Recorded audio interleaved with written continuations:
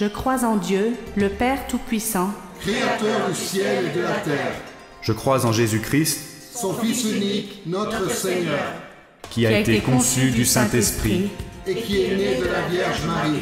Il a souffert sous Ponce Pilate, il a été crucifié, il est mort, il a été enseveli. il est descendu aux enfers. Le troisième jour, il est ressuscité des morts. Il est monté au ciel. Il siège à la droite de Dieu, le Père Tout-Puissant. Il viendra de là pour juger les vivants et les morts. Je crois en l'Esprit Saint, Je crois à la Sainte Église universelle, la communion des saints la rémission des péchés, la résurrection de la chair, et la vie éternelle. Amen.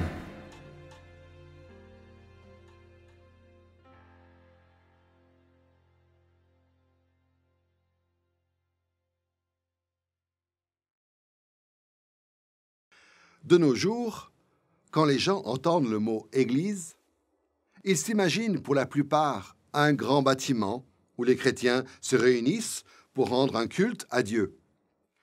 Ces bâtiments, ce sont tantôt de grandes cathédrales superbement ornées, tantôt ce sont de petites chapelles relativement austères, tantôt ce sont des entrepôts ou des magasins qui ont été transformés, tantôt ce sont de simples maisons ou des cabanes minuscules, ou des huttes, ou même des grottes où se réfugient les croyants pour échapper au danger. Mais dans le symbole des apôtres, tout comme dans la Bible, le mot « Église » désigne avant tout le peuple de Dieu, la sainte communauté constituée de toute personne qui professe la foi au Père, au Fils et au Saint-Esprit. Nous sommes arrivés à la 5e leçon de notre série consacrée au symbole des apôtres. Nous l'avons intitulée « L'Église ». Dans cette leçon, nous allons nous intéresser aux affirmations du symbole des apôtres qui parlent de croire en cette institution sacrée. C'est de l'Église dont il est explicitement question lorsqu'il est dit ceci dans le symbole des apôtres. « Je crois la Sainte Église universelle, la communion des saints ». Ces deux lignes du symbole se trouvent dans la partie un peu plus longue dédiée au Saint-Esprit et à ses domaines d'activité. La raison pour cela, c'est que l'Esprit est la personne de la Trinité qui est la plus directement impliquée dans la vie quotidienne de l'Église. On aurait donc pu parler de l'Église dans le cadre de la leçon consacrée au Saint-Esprit. Mais nous avons fait le choix de consacrer une leçon entière à l'Église parce que c'est un sujet absolument essentiel au christianisme et à notre vie en tant que disciples de Christ.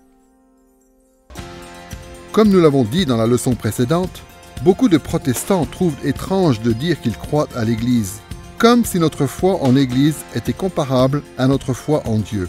Quand le credo dit que nous croyons à l'Église, cela ne veut pas dire que nous plaçons notre confiance en l'Église pour le salut.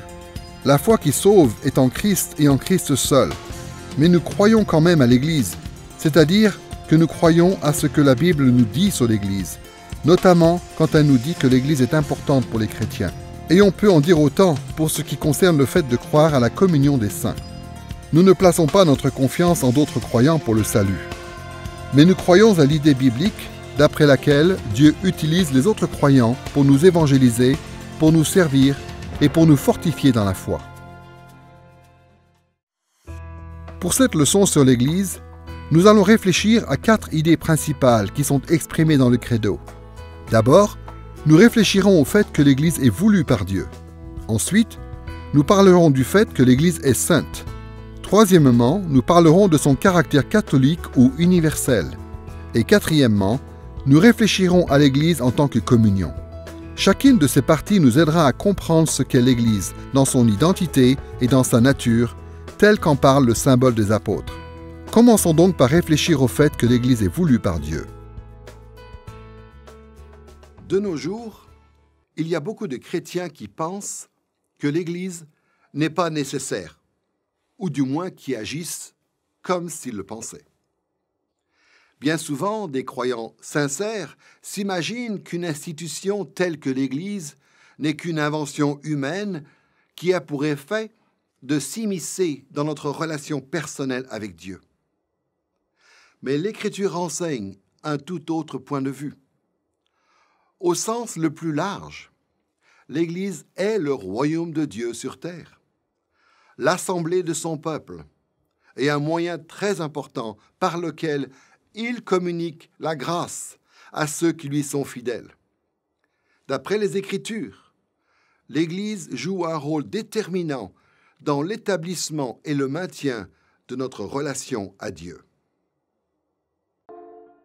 Quand nous disons que l'Église est voulue par Dieu, nous voulons dire qu'il l'a créée dans un but précis et qu'il lui a donné une autorité. De façon générale, les Écritures enseignent que l'Église a l'approbation de Dieu. Elle représente l'organisation qu'il a établie dans le but de réaliser sa mission dans le monde.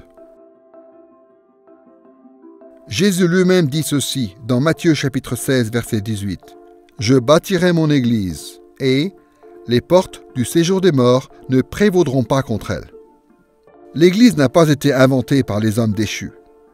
C'est Jésus lui-même qui en est le fondateur. Donc, même si nous constatons que l'Église a eu de nombreux défauts au fil de l'histoire, et même si l'Église s'est parfois tellement éloignée de l'Évangile qu'elle a cessé d'être l'Église de Dieu, nous ne pouvons pas en déduire que l'Église est inutile ou superflue. Le symbole des apôtres reconnaît que l'Église est voulue par Dieu en affirmant tout simplement « Je crois l'Église ». Comme on a eu l'occasion de le dire dans les leçons précédentes, le symbole des apôtres consiste en un résumé des règles de foi en vigueur dans l'Église primitive. Et ces règles de foi, à leur tour, résument l'Écriture. Donc, quand le symbole dit croire à l'Église, son but est d'affirmer ce que la Bible enseigne au sujet de l'Église. Et le moins qu'on puisse dire en ce qui concerne l'enseignement de la Bible sur l'Église, c'est que Dieu a institué l'Église pour qu'elle accomplisse ses desseins dans le monde. Pour réfléchir au fait que l'Église est voulue par Dieu, nous allons nous concentrer sur 3 idées principales. D'abord, nous parlerons de l'Église dans le contexte de l'Ancien Testament. Deuxièmement, nous parlerons de ce que Jésus a fait pour instituer l'Église pendant son ministère terrestre. Et troisièmement, nous évoquerons quelques-unes des conséquences qui découlent de ces éléments bibliques. Commençons par l'Église dans le contexte de l'Ancien Testament. Le concept de l'Église tel qu'on le trouve dans le Nouveau Testament tire en fait ses racines dans l'Ancien Testament.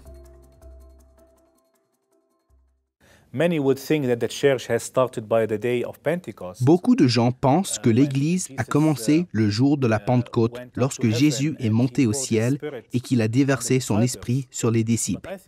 Mais je pense qu'il s'agit là d'une méprise quant à la nature de l'Église. Je pense que l'Église est la continuité du peuple de Dieu dans l'Ancien Testament. Dieu a appelé Abraham et avec lui le peuple de l'Ancien Testament. Et on peut facilement dire que c'est là l'Église, le commencement de l'Église. Donc c'est là que débute l'Église. Elle continue aujourd'hui et elle continuera jusqu'à la consommation finale, jusqu'au jour où Jésus reviendra du ciel. Le Nouveau Testament parle souvent de l'Église en employant le mot grec « ecclésia ». Mais ce terme provient de la Septante, qui est la traduction grecque de l'Ancien Testament. Dans la Septante, le mot « ecclésia », qui traduit un mot hébreu, est souvent utilisé pour désigner le peuple d'Israël quand il est assemblé. C'est quelque chose que l'on constate dans Deutéronome chapitre 9 verset 10 et chapitre 31 verset 30, et dans Juges chapitre 20 verset 2, et dans 1 Roi chapitre 8 verset 14, dans Psaume 22 versets 23 et 26, et dans beaucoup d'autres passages. Même dans le Nouveau Testament, où le mot « ecclésia » est devenu un terme technique désignant l'Église, ce mot est quand même utilisé pour désigner le peuple d'Israël dans l'Ancien Testament. Par exemple, dans Actes chapitre 7, verset 38, Étienne dit ceci dans le cadre du discours qu'il adresse à ceux qui sont sur le point de le faire mourir. « C'est Moïse qui, dans l'assemblée au désert, était avec l'ange qui lui parlait sur le mont Sinaï, et avec nos pères, il reçut de vivants oracles pour vous les donner. » Dans ce passage, le mot qui est traduit par « assemblée » est le mot grec « ecclésia », qui est généralement traduit par « église ». Cet exemple montre que l'assemblée d'Israël était, dans l'Ancien Testament, l'équivalent et le prédécesseur de l'Église du Nouveau Testament. Et dans 1 Pierre chapitre 2 verset 9, on voit l'apôtre Pierre, lui aussi, qui désigne l'Église par des expressions qui, dans l'Ancien Testament, s'appliquaient à Israël. Voici ce qu'il dit. Vous êtes une race élue, un sacerdoce royal, une nation sainte, un peuple racheté. Pierre est ici en train de puiser dans plusieurs passages de l'Ancien Testament qui parlent de la nation d'Israël. Et il est en train d'appliquer ces noms particuliers à l'Église du Nouveau Testament. Il révèle par là qu'il y a entre ces deux groupes d'importants éléments de continuité.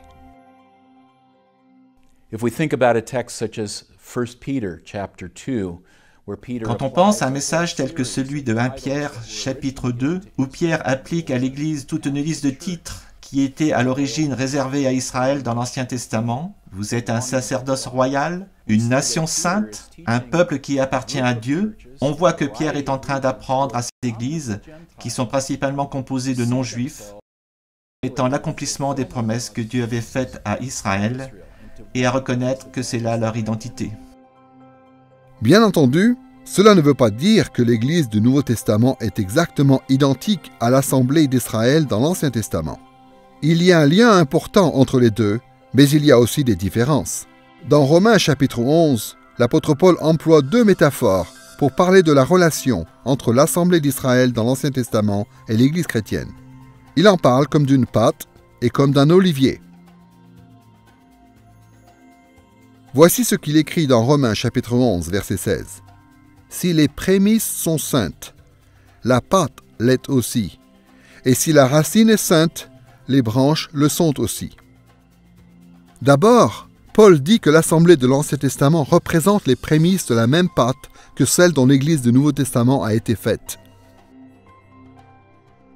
D'après Lévitique, chapitre 23, verset 17, Israël devait présenter en prémisse à Dieu une offrande de pain. Les prémices ne constituent pas une récolte séparée. Elles font partie de la récolte entière et sont emblématiques de la récolte entière. Donc, quand Paul dit qu'Israël et l'Église du Nouveau Testament sont faits de la même pâte, il est en train de sous-entendre qu'Israël et les chrétiens du Nouveau Testament font partie de la même organisation, du même peuple de Dieu, de la même Église. Ensuite, Paul dit que l'Assemblée de l'Ancien Testament représente la racine d'un arbre et que l'Église du Nouveau Testament représente les branches de ce même arbre. En fait, Paul développe cette analogie pendant plusieurs versets. Il compare l'Église de tous les siècles à un olivier que l'on cultive. L'Église de l'Ancien Testament, constituée principalement de Juifs, représente la partie la plus importante de l'arbre, les racines, le tronc et de nombreuses branches. Et les chrétiens issus du monde non-juif représentent des branches d'olivier sauvage qui ont été greffées à l'arbre. Pour le dire tout simplement, les chrétiens d'origine non-juive ont été greffés à l'Église juive. Donc, même si à l'époque de Paul, l'Église était constituée de juifs et de non-juifs, son tronc et ses racines étaient celles d'un arbre dont l'origine remonte jusqu'au début de l'Ancien Testament. Certes, le nouvel arbre comporte un certain nombre de différences. Il est devenu meilleur et il a grandi. Mais c'est toujours le même arbre. De même, l'Église de l'Ancien Testament est devenue meilleure et a grandi en devenant l'Église du Nouveau Testament. Il y a des différences entre les deux, et les deux représentent des étapes de croissance différentes, mais elles sont toutes deux la même Église. Nous avons donc parlé du fait que l'Église était voulue par Dieu, en considérant l'Église dans le contexte de l'Ancien Testament.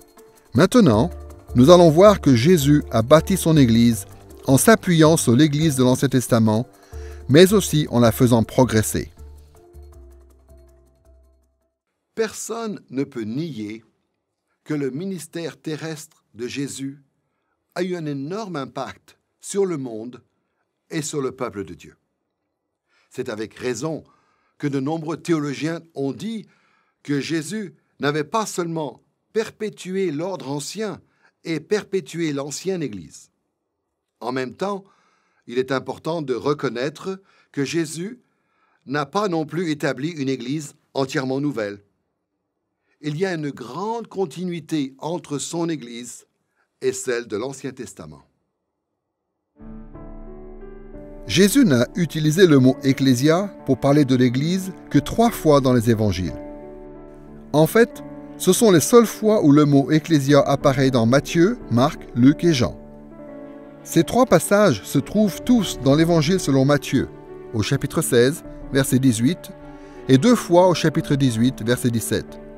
Regardons d'un peu plus près ces 2 versets. Dans Matthieu, chapitre 16, verset 18, voici ce que dit Jésus.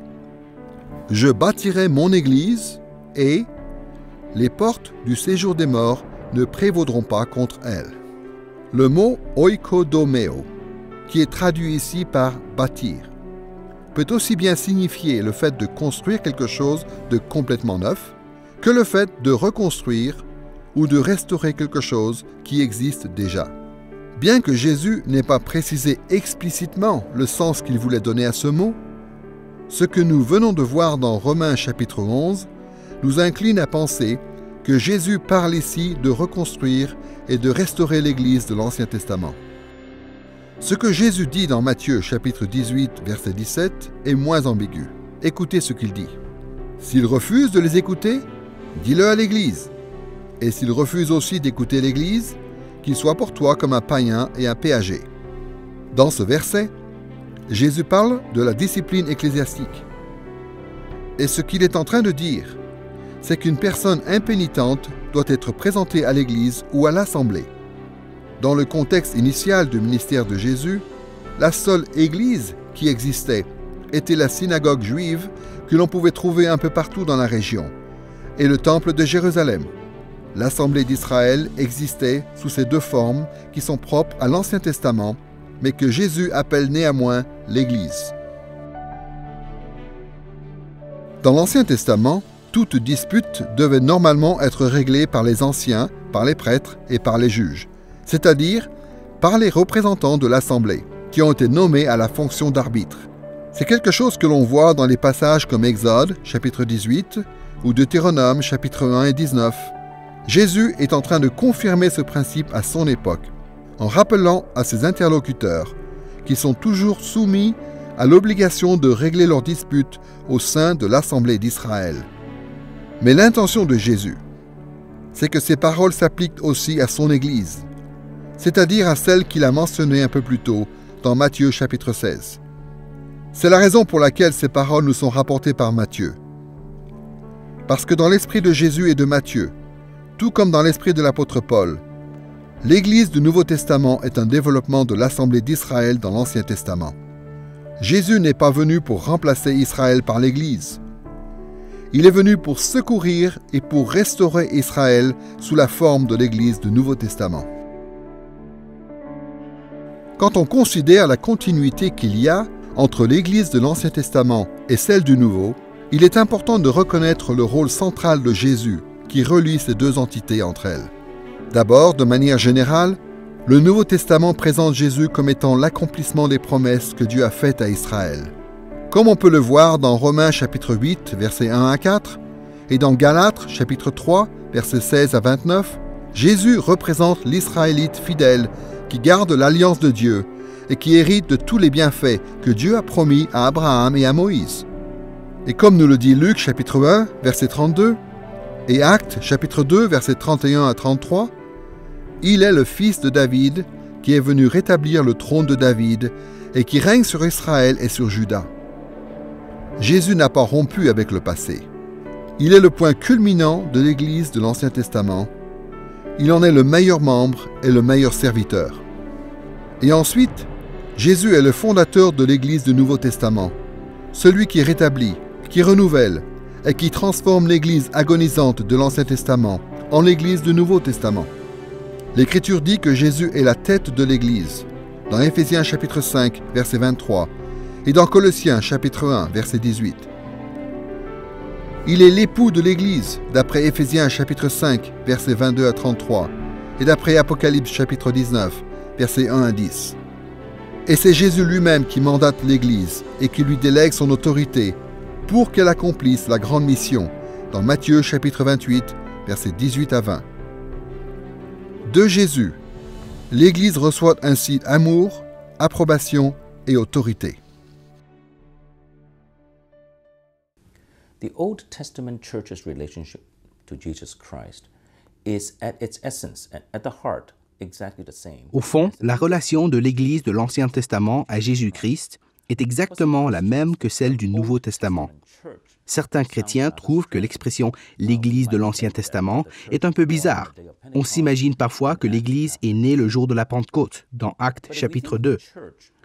Mais dans la mesure où l'Église est le peuple de Dieu, le peuple avec lequel Dieu a conclu une alliance, le peuple que Dieu a racheté à travers l'œuvre du Seigneur Jésus-Christ, alors l'Église de l'Ancien Testament, ce sont tout simplement les croyants qui regardent par anticipation vers le jour où Dieu accomplira le salut lors de la venue du Messie. Et donc l'Église de l'Ancien Testament se fie à la grâce de Dieu, au sang versé par Dieu, c'est-à-dire au sang de Jésus-Christ sur la croix. Les chrétiens de l'Ancien Testament, les croyants de l'Ancien Testament, les membres de l'Église de l'Ancien Testament regardent vers l'avenir, vers l'œuvre accomplie par le Seigneur Jésus-Christ. Ils se fient à la grâce et à la miséricorde de Dieu, souveraine et imméritée, sachant que c'est cette grâce qui leur permettrait d'être pardonnés pour leurs péchés et réconciliés avec Dieu. Donc, à la base, la relation du croyant de l'Ancien Testament et de l'Église de l'Ancien Testament à Dieu est exactement la même que notre relation à Dieu en tant que croyant du Nouveau Testament et en tant qu'Église du Nouveau Testament. Jusqu'ici, nous avons parlé du fait que l'Église était voulue par Dieu, d'abord du point de vue de l'Ancien Testament, ensuite du point de vue du ministère terrestre de Jésus. Maintenant, nous allons réfléchir à ce que cela implique. Lorsque Jésus institue l'Église du Nouveau Testament, c'est donc un rétablissement et un développement de l'Israël de l'Ancien Testament. Et ce que cela implique, c'est notamment qu'il y a une continuité fondamentale entre Israël dans l'Ancien Testament et l'Église dans le Nouveau Testament. D'un point de vue pratique, nous devrions nous attendre à ce que la communauté du peuple de Dieu dans le Nouveau Testament reflète ses racines qui sont dans l'Ancien Testament. Bien entendu, certaines choses sont différentes, et le Nouveau Testament s'applique à nous montrer ces différences. Mais le Nouveau Testament nous explique aussi que l'Église ressemble beaucoup à Israël. Les éléments de continuité sont trop nombreux pour que nous puissions tous les passer en revue. Mais 3 d'entre eux méritent d'être mentionnés en particulier. D'abord, il y a une continuité importante en termes de raison d'être entre l'Église de l'Ancien Testament et celle du Nouveau. Les théologiens ont l'habitude de schématiser l'histoire du monde en 3 étapes, la création, la chute et la rédemption. À l'étape de la création, qui nous est décrite dans Genèse chapitres 1 et 2, Dieu crée le monde, les plantes, les animaux et l'humanité. Et dans une partie spécifique du monde, il crée le Jardin d'Éden. Et Dieu confie à l'humanité la responsabilité de remplir la terre et de la cultiver, pour la rendre semblable au Jardin d'Éden et pour la rendre ainsi propice à la sainte présence de Dieu. À l'étape de la chute, qui nous est racontée dans Genèse chapitre 3, l'humanité se rebelle contre Dieu et se retrouve exclue du Jardin d'Éden. Et par la chute des hommes dans le péché, c'est toute la création qui est corrompue. C'est ce que l'apôtre Paul explique dans Romains chapitre 8, versets 20 à 22. Le reste de l'histoire constitue l'étape de la rédemption, l'étape où Dieu œuvre dans le but de rendre à l'humanité sa perfection, et à travers l'humanité, de rendre à la création aussi sa perfection. Cette étape de la rédemption aboutira aux nouveaux cieux et à la nouvelle terre dont il est question dans Ésaïe chapitre 65 verset 17 et au chapitre 66 verset 22 et aussi dans 2 Pierre chapitre 3 verset 13 et dans Apocalypse chapitre 21 verset 1. Cette rédemption de l'humanité et de la création a toujours été la raison d'être de l'Église de Dieu dans les 2 testaments. Aujourd'hui encore, l'Église tend vers ce but qui est le rétablissement de la création. Conformément aux priorités qui nous sont données dans le Nouveau Testament, nous le faisons avant tout à travers la proclamation de l'Évangile, en sachant que toute personne qui se confie en Christ représente un pas de plus en direction du stade final de la rédemption. Nous le faisons aussi en vivant comme chrétiens dans le monde, c'est-à-dire en manifestant l'amour de Christ à nos prochains, et en transformant la culture qui nous entoure pour qu'elle reflète la gloire, l'honneur et le caractère de Dieu. Et nous le faisons enfin en comptant sur et en priant pour le jour où Jésus reviendra pour parachever son œuvre de rédemption. Un autre élément de la continuité entre l'Église de l'Ancien Testament et celle du Nouveau Testament se trouve dans le fait que ces deux assemblées du peuple de Dieu incluent des croyants et des non-croyants. Il ne faut jamais oublier que dans l'Ancien Testament comme dans le Nouveau, l'Église de Dieu n'est jamais parfaite. Dans l'Ancien Testament, il y avait des Israélites fidèles qui faisaient l'objet de la bénédiction de Dieu. Mais beaucoup d'autres Israélites se sont montrés incrédules, se sont rebellés contre Dieu et ont fait l'objet de son châtiment divin. C'est une réalité que l'on peut constater tout au long de l'Ancien Testament, mais qui apparaît peut-être le plus clairement dans les résumés des bénédictions et des malédictions liées à l'Alliance, comme dans Lévitique chapitre 26 et dans Deutéronome chapitre 27 à 30. On peut en dire autant de l'assemblée des disciples de Jésus, c'est-à-dire de l'Église du Nouveau Testament. Il y a toujours des non-croyants qui se mêlent aux croyants dans nos églises. Par exemple, Judas était un infidèle parmi les apôtres. Cela nous est dit explicitement dans Jean chapitre 6, versets 70 et 71, et cela s'est clairement manifesté lorsqu'il a trahi Jésus. La nature imparfaite de l'Église est également évidente quand on considère les lettres aux églises dans Apocalypse chapitres 2 et 3. Ces chapitres de l'Apocalypse disent que les vrais croyants persévéreront. Mais ces mêmes passages disent que ceux qui ne persévéreront pas manifesteront par là même l'infidélité de leur cœur. Et une bonne partie de l'épître de 1 Jean s'attache à faire la distinction entre les vrais croyants dans l'Église et les faux. Il y a encore de nombreux passages qui mettent en garde contre les faux docteurs dans l'Église et qui encouragent ceux qui professent la foi à persévérer jusqu'à la fin, dans le but de prouver l'authenticité de leur foi. L'apôtre Paul aussi reconnaît cette réalité dans 2 Corinthiens chapitre 13 verset 5 et encourage les gens à y réfléchir. Écoutez ce qu'il dit. « Examinez-vous vous-même pour voir si vous êtes dans la foi. Éprouvez-vous vous-même. Ne reconnaissez-vous pas que Jésus-Christ est en vous, à moins peut-être que l'épreuve ne soit pour vous un échec. » Paul voulait que tout le monde sache que certaines choses comme le fait d'être membre d'une église, d'avoir été baptisé, d'avoir fait volontairement une profession de foi, ne sont pas des signes certains de la vraie foi en Jésus-Christ. Ce sont des choses que font aussi des gens qui n'ont jamais vraiment placé leur foi en Christ. Donc, Paul exhorte les gens dans l'Église à s'examiner eux-mêmes pour s'assurer qu'ils font vraiment confiance à Christ pour leur salut. Il est évident qu'en tant qu'être humain, nous ne pouvons pas savoir ce qu'il y a dans le cœur d'une autre personne. Tout ce que nous pouvons faire, c'est voir leurs actes et entendre leurs paroles. Il nous est donc bien souvent impossible de savoir qui est un vrai croyant. Mais le fait de savoir qu'il y a des non-croyants dans nos églises devrait quand même avoir des conséquences sur la façon dont nous nous percevons nous-mêmes et dont nous percevons les autres dans l'Église. Ainsi, il faut que nous persistions dans l'enseignement et la proclamation de l'Évangile à toute l'Église dans le but de sauver ceux qui n'ont pas encore la foi, même si nous ne savons pas exactement qui ces gens sont. Il faut que nous soyons à l'écoute de ceux qui, dans l'Église, cherchent Dieu, et que nous ne les dissuadions pas de venir à l'Église, même s'ils n'ont pas encore placé leur confiance en Christ. Et il faut que nous fassions preuve de beaucoup de patience envers les autres, en sachant qu'il y a dans l'Église beaucoup de diversité en termes de foi et de maturité, y compris parmi les gens qui ont été dans l'Église depuis longtemps. Un troisième élément de continuité entre l'Église de l'Ancien Testament et celle du Nouveau se trouve dans le fait que les deux ont des obligations similaires envers Dieu. Dans les deux testaments, le peuple de Dieu est responsable d'aimer Dieu, d'étendre son royaume dans le monde et de le glorifier. En ce qui concerne l'amour pour Dieu, Deutéronome chapitre 6, versets 5 et 6, dit à l'Église de l'Ancien Testament qu'elle doit aimer Dieu de tout son cœur et obéir à sa loi de tout son cœur. De la même façon, l'Église du Nouveau Testament est elle aussi appelée à aimer Dieu et à obéir à sa loi. Dieu le dit lui-même dans Matthieu chapitre 22, verset 37. L'amour profond pour Dieu est le plus grand commandement de la loi. Et comme l'apôtre Jean le dit dans 1 Jean chapitre 5, verset 3, l'amour profond pour Dieu entraîne l'obéissance sincère à ses commandements. one of the questions that people often ask is whether the New Testament church Les gens se demandent souvent si l'Église du Nouveau Testament est tenue de garder la loi de l'Ancien Testament.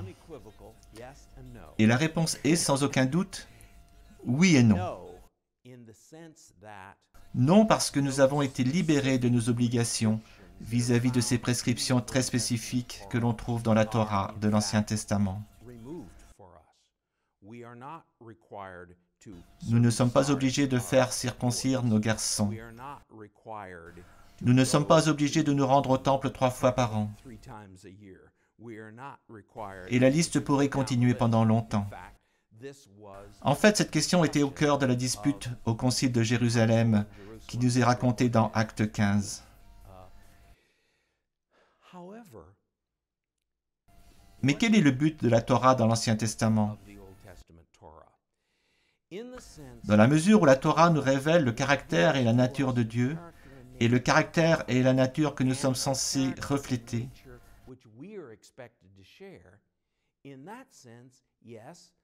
alors oui, la Torah est toujours d'actualité. Et c'est quelque chose que l'on voit dans les lettres de Paul. Paul dit à ses lecteurs, « Non, vous êtes libres. Vous n'êtes pas obligés de faire ces choses. Mais puisque vous êtes libres, alors bien sûr que vous n'allez pas dérober, que vous n'allez pas mentir, que vous n'allez pas convoiter, que vous n'allez pas commettre l'adultère. Et donc, en tant que chrétiens, est-il nécessaire que nous obéissions à la Torah pour être sauvés? Absolument pas. Mais maintenant que nous avons été gratuitement sauvés, est-il normal que nous manifestions la vie de Dieu? Oui.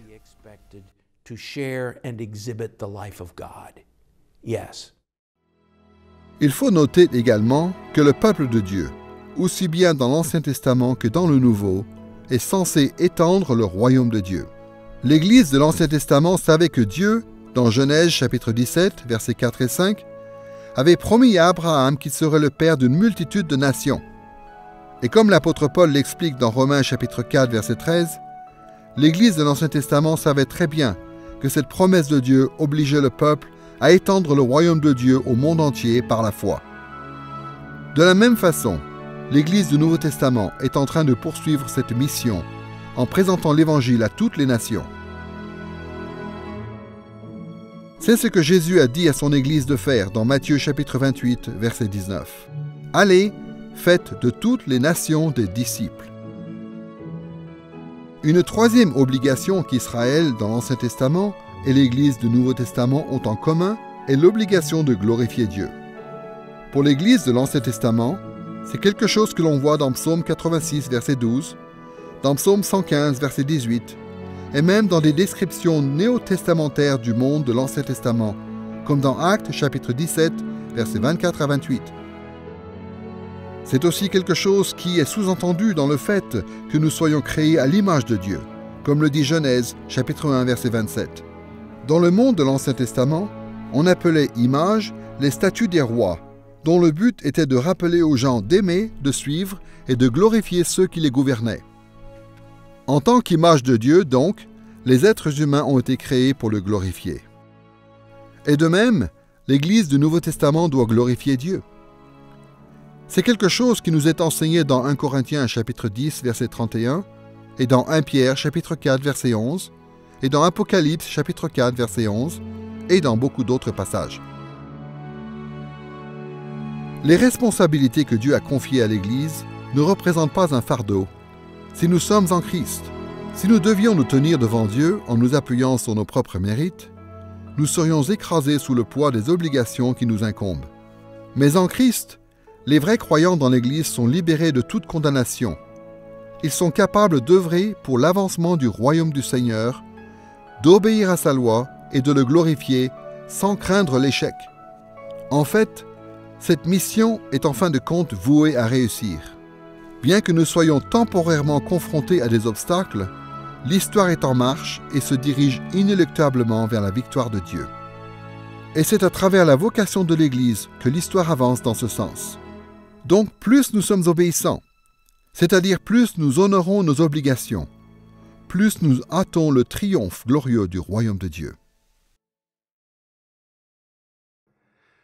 Étant donné la façon dont l'Église s'est développée depuis ses premiers stades dans l'Ancien Testament, pour devenir le corps dont Jésus est le chef dans le Nouveau Testament, il est clair que l'Église, c'est quelque chose que Dieu a voulu. L'Église existe car Dieu veut qu'elle existe, et parce qu'elle sert à son dessein. Elle n'est pas une simple invention des hommes, et elle ne représente pas une déformation de la religion biblique. Elle est l'épouse même et le corps de Christ. Elle est aimée de Dieu, et elle existe pour son service et pour sa gloire.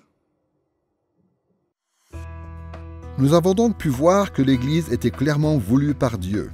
Maintenant, nous pouvons passer au deuxième volet de cette leçon, à savoir le fait que l'Église est sainte. Dans la Bible, on trouve beaucoup de mots différents qui sont utilisés pour parler de la sainteté. Dans le Nouveau Testament, l'Église est appelée sainte ou sanctifiée, et les gens qui font partie de l'Église sont appelés des saints. Ces trois mots, l'adjectif sainte, le participe passé sanctifié et le nom commun saint, viennent de la même racine en grec. L'adjectif saint vient du mot hagios. Le participe passé sanctifié vient du verbe hagiazo, ce qui veut dire rendre saint. Et le nom propre saint vient du nom propre hagios en grec, qui veut dire celui qui est saint. Dans l'Ancien Testament, ces notions sont exprimées par des mots hébreux, kadosh, l'adjectif qui veut dire saint, kadash, le verbe qui veut dire rendre saint, et kodesh, le nom propre qui veut dire celui qui est saint. Quand on entend parler de la sainteté, beaucoup de chrétiens ont l'habitude de penser que la sainteté, c'est ce qui distingue Dieu de ses créatures. On dit souvent que la sainteté de Dieu représente la qualité de son être qui est tout autre, c'est-à-dire qui est totalement différent de l'être de ses créatures. Mais ce n'est pas la façon dont l'Écriture emploie le terme saint.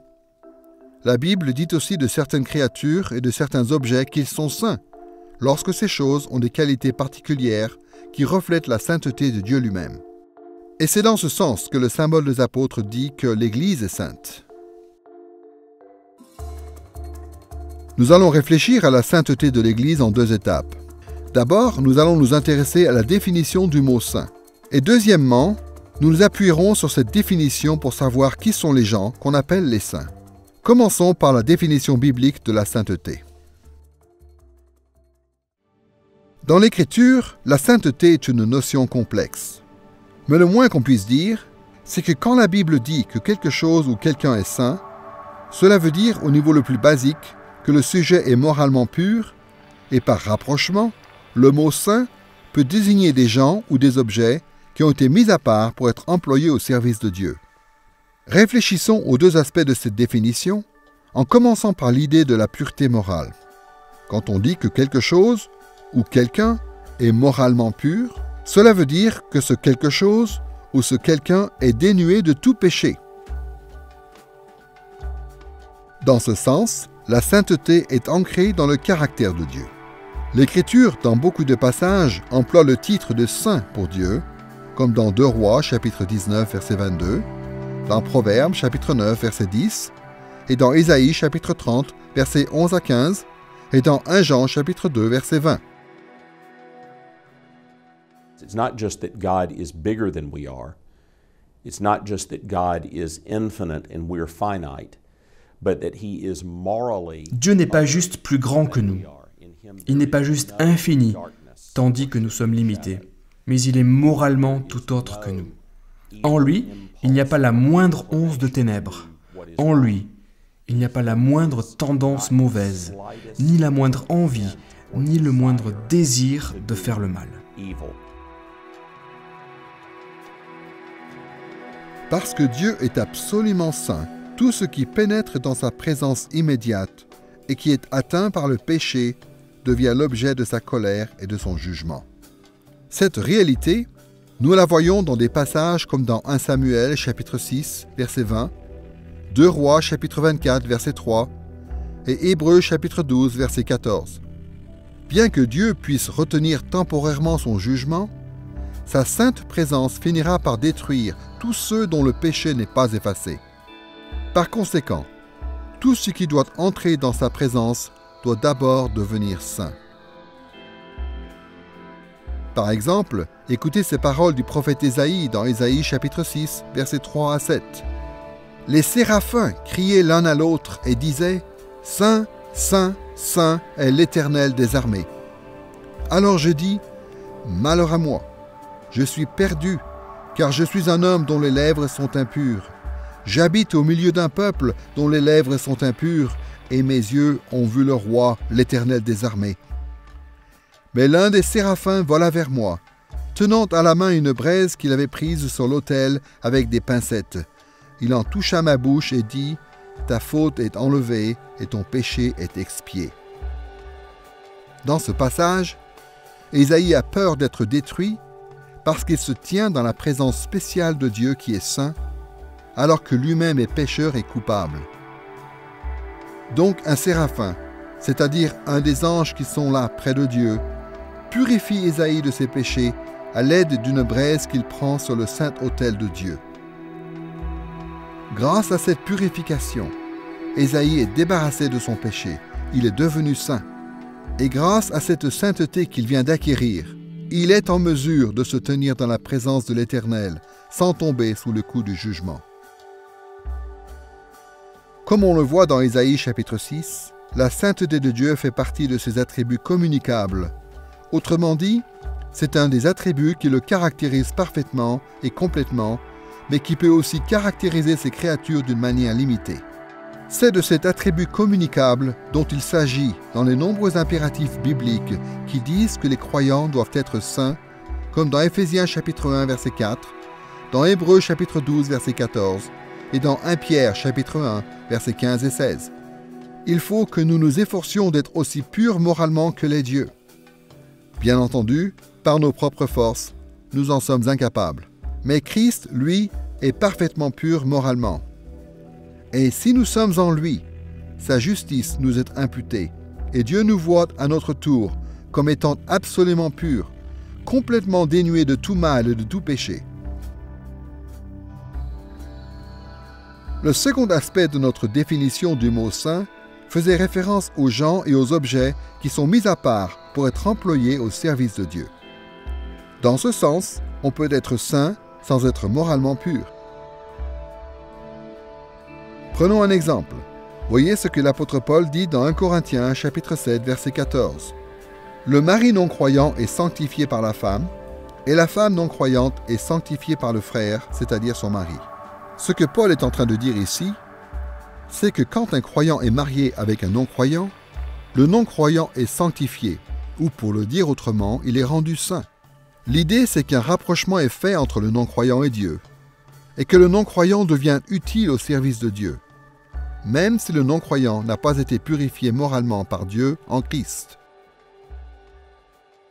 Certains chrétiens trouvent ça étrange, de penser que Dieu puisse mettre à part des personnes imparfaites et impures pour son service. Mais quand on y pense, la Bible nous donne de nombreux exemples de non-croyants que Dieu a mis à part pour qu'ils accomplissent sa volonté. Peut-être que l'exemple le plus célèbre est celui de Judas, l'apôtre qui a trahi notre Seigneur et Sauveur Jésus-Christ. Jésus l'a dit lui-même. Judas a été choisi précisément pour cela.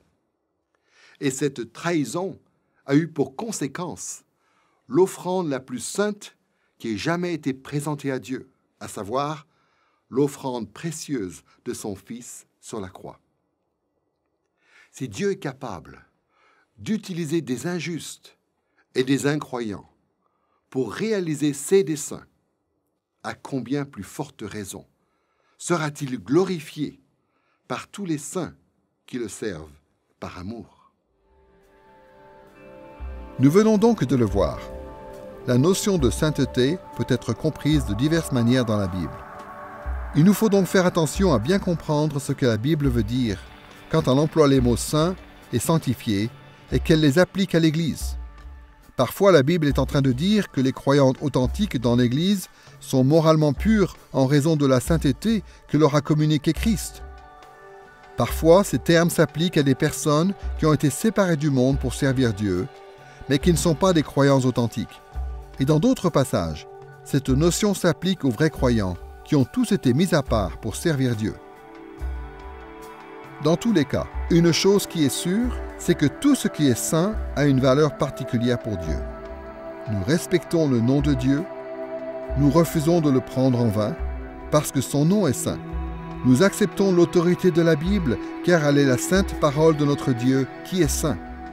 Nous cherchons à vivre dans la pureté morale à tous les points de vue, car le Seigneur nous appelle à une vie sainte. Et nous prenons part à la Sainte Église, et nous nous soumettons à elle. Dans tout ce qui est saint, il nous faut voir la main de Dieu, et c'est avec beaucoup de respect qu'il nous faut recevoir et traiter ces choses. Gardons à l'esprit cette définition du mot « saint » et à partir de là, voyons qui sont les gens qu'on appelle saints. De manière très générale, la Bible désigne les gens comme étant saints quand ces personnes ont été séparées du reste du monde dans le but de servir Dieu d'une façon particulière. Par exemple, toute la nation d'Israël dans l'Ancien Testament est régulièrement appelée sainte en raison de l'alliance que Dieu a conclue avec le peuple. C'est quelque chose qu'on voit dans des passages comme Exode chapitre 19 versets 5 et 6, Deutéronome chapitre 7 versets 6 à 9 et chapitre 28 verset 9 et Ézéchiel chapitre 37 versets 26 à 28. Cette idée perdure dans le Nouveau Testament au sujet de l'Église. Par exemple, Luc chapitre 1 verset 72 dit que Jésus est venu réaliser les termes de la Sainte Alliance de Dieu. Et puisque l'Église représente l'Israël renouvelé et restauré, l'Israël de la Nouvelle Alliance, eh bien l'Église aussi est appelée sainte. C'est ce qu'on voit dans Colossiens chapitre 3 verset 12, dans Hébreux chapitre 10 verset 29 et dans d'autres passages. À titre d'exemple, prenons ce que l'apôtre Pierre dit concernant l'Église du Nouveau Testament dans 1 Pierre chapitre 2 versets 9 et 10. Vous êtes une race élue, un sacerdoce royal, une nation sainte, un peuple racheté, le peuple de Dieu. Dans ce passage, Pierre cite plusieurs passages de l'Ancien Testament qui parlent de la sainteté d'Israël, mais il les applique ici à l'Église. C'est ce qu'il est en train de dire. C'est que l'Église dans l'Ancien Testament et dans le Nouveau Testament ne représente qu'un seul et même groupe de personnes, un peuple saint. Mais comme on l'a dit, les membres d'Israël et ceux de l'Église du Nouveau Testament ne sont pas tous des vrais croyants. Malgré cela, ils sont quand même considérés comme étant saints parce qu'ils font partie de la communauté de l'Alliance, c'est-à-dire du peuple avec lequel Dieu a conclu son alliance. Pour ce qui est des croyants dans la communauté de l'Alliance, leur sainteté dépasse celle des non-croyants. Les non-croyants de la communauté ne sont saints que dans la mesure où ils ont été mis à part pour Dieu. Mais les croyants sont saints, non seulement parce qu'ils ont été mis à part, mais aussi parce qu'en Christ, ils sont moralement purs et ils obéissent à Dieu. Évidemment, le but recherché, c'est que toute la communauté de l'Alliance ait la foi. C'est que tout le monde soit fidèle à Dieu et vive dans la pureté morale. Il existe une manière utile de se représenter ce concept. C'est la distinction que l'on fait traditionnellement entre l'Église visible et l'Église invisible. Voyons ce que désignent ces deux expressions, à commencer par l'Église visible. L'Église visible désigne l'Église que l'on peut voir, celle que l'on peut observer. L'Église visible, c'est donc tous ceux qui disent être l'Église dans le monde, c'est-à-dire toutes les dénominations qui disent être attachées à Jésus-Christ, qui disent suivre les desseins de Dieu et sa parole dans le monde aujourd'hui. Ça inclut donc de nombreuses dénominations, mais aussi tous ceux qui ne se reconnaissent dans aucune dénomination, mais qui se considèrent comme disciples de Christ. L'Église visible inclut donc toutes les personnes qui font régulièrement partie de l'Assemblée des chrétiens, quelle que soit la condition de leur cœur. Pour considérer que quelqu'un fait partie de l'Église, il y a plusieurs choses qu'on peut prendre en considération. Par exemple, on peut manifester extérieurement son appartenance à l'Alliance à travers le baptême dans le Nouveau Testament ou la circoncision dans l'Ancien. Ou bien on peut avoir la foi en Christ ou professer la foi en Christ. Dans des églises qui n'ont pas de statut officiel de membre, ou qui ne pratiquent pas de rite d'appartenance à l'Alliance comme le baptême, la présence régulière au culte et le fait de recevoir l'enseignement de l'Église suffisent peut-être à identifier quelqu'un comme étant un membre de l'Alliance. Ou encore, comme l'apôtre Paul le dit dans 1 Corinthiens chapitre 7 verset 14, une personne peut être considérée comme appartenant à l'Église visible en raison tout simplement d'un conjoint ou d'un parent croyant. Dans l'Ancien Testament, par exemple, tout Israël faisait partie de l'Église, bien que les Israélites n'aient pas tous la foi qui sauve. Mais ils faisaient tous partie de la nation. De plus, conformément à ce que Dieu a ordonné dans Genèse chapitre 17, ils avaient tous été extérieurement reconnus comme membres de l'alliance avec Dieu du fait de la circoncision des hommes. Dans le Nouveau Testament, la situation est similaire. Toutes les personnes qui participent aux assemblées de l'Église sont considérées comme faisant partie de l'Église, c'est-à-dire toutes les personnes qui font profession de foi, toutes celles qui sont baptisées, les enfants et les conjoints des croyants, et même, bien souvent, les serviteurs et les esclaves de la maison. Par exemple, quand l'apôtre Paul écrivait une lettre à l'une ou l'autre des églises, il comptait sur le fait que sa lettre serait lue à tous ceux qui étaient associés à l'église en question. Et comme on peut le voir d'après les exhortations qu'il adresse aux chrétiens à s'examiner eux-mêmes pour voir s'ils ont vraiment la foi, Paul présume qu'il y a des non-croyants dans l'Église. C'est ce qu'on voit dans des passages comme celui de 2 Corinthiens chapitre 13 verset 5. Jésus n'en pense pas moins, comme on le voit dans la parabole du blé et de l'ivraie, dans Matthieu chapitre 13 versets 24 à 30, où il dit qu'il ne faut pas retirer les non-croyants de l'Église. On le voit aussi dans les lettres aux églises dans Apocalypse, chapitres 2 et 3, où Jésus encourage fortement ses destinataires à surmonter l'incrédulité et à persévérer jusqu'à la fin.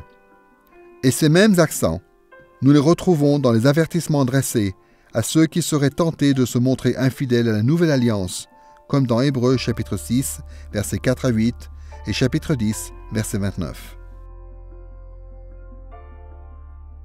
À titre d'exemple, écoutez justement ce qui est dit dans Hébreux chapitre 10, verset 29. « Combien pire, ne pensez-vous pas, sera le châtiment mérité par celui qui aura foulé aux pieds le Fils de Dieu, tenu pour profane le sang de l'alliance par lequel il avait été sanctifié, et qui aura outragé l'esprit de la grâce. » Dans ce verset, l'auteur de l'Épître aux Hébreux affirme qu'il est possible de rejeter Christ après avoir été sanctifié et intégré dans l'alliance avec Dieu.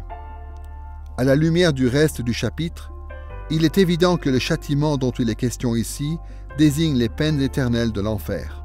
Il est important de se rappeler que dans l'Église visible, il y aura toujours du blé et de l'ivraie, comme l'a dit Jésus. Il y a le vrai peuple de Dieu, il y a aussi ceux qui ont l'air d'être le peuple de Dieu. De même qu'il y avait des disciples qui étaient fidèles à Jésus, et il y avait Judas avec eux. Paul aussi a eu son Démas parmi ses collaborateurs. Il y aura toujours des gens comme ça dans les églises locales. Le fait que l'Église visible soit constituée de croyants et de non-croyants nous incite à nous méfier constamment de l'incrédulité et de l'erreur qui peuvent s'infiltrer dans l'Église. En même temps, l'Église demeure sainte, même quand des non-croyants ont la charge de certains ministères. Ainsi, nous continuons d'honorer les sacrements, c'est-à-dire les saintes ordonnances de Dieu. Nous continuons de respecter la sainte parole de Dieu, même si elle est mal enseignée ou prêchée par hypocrisie. C'est ce que l'apôtre Paul nous dit dans Philippiens chapitre 1, versets 14 à 18. Le fait que l'Église soit sainte nous dissuade de placer en elle notre foi au lieu de la placer en Dieu. Mais cela nous rappelle aussi que Dieu œuvre à travers l'Église de manière efficace, malgré le péché et l'incrédulité des hommes.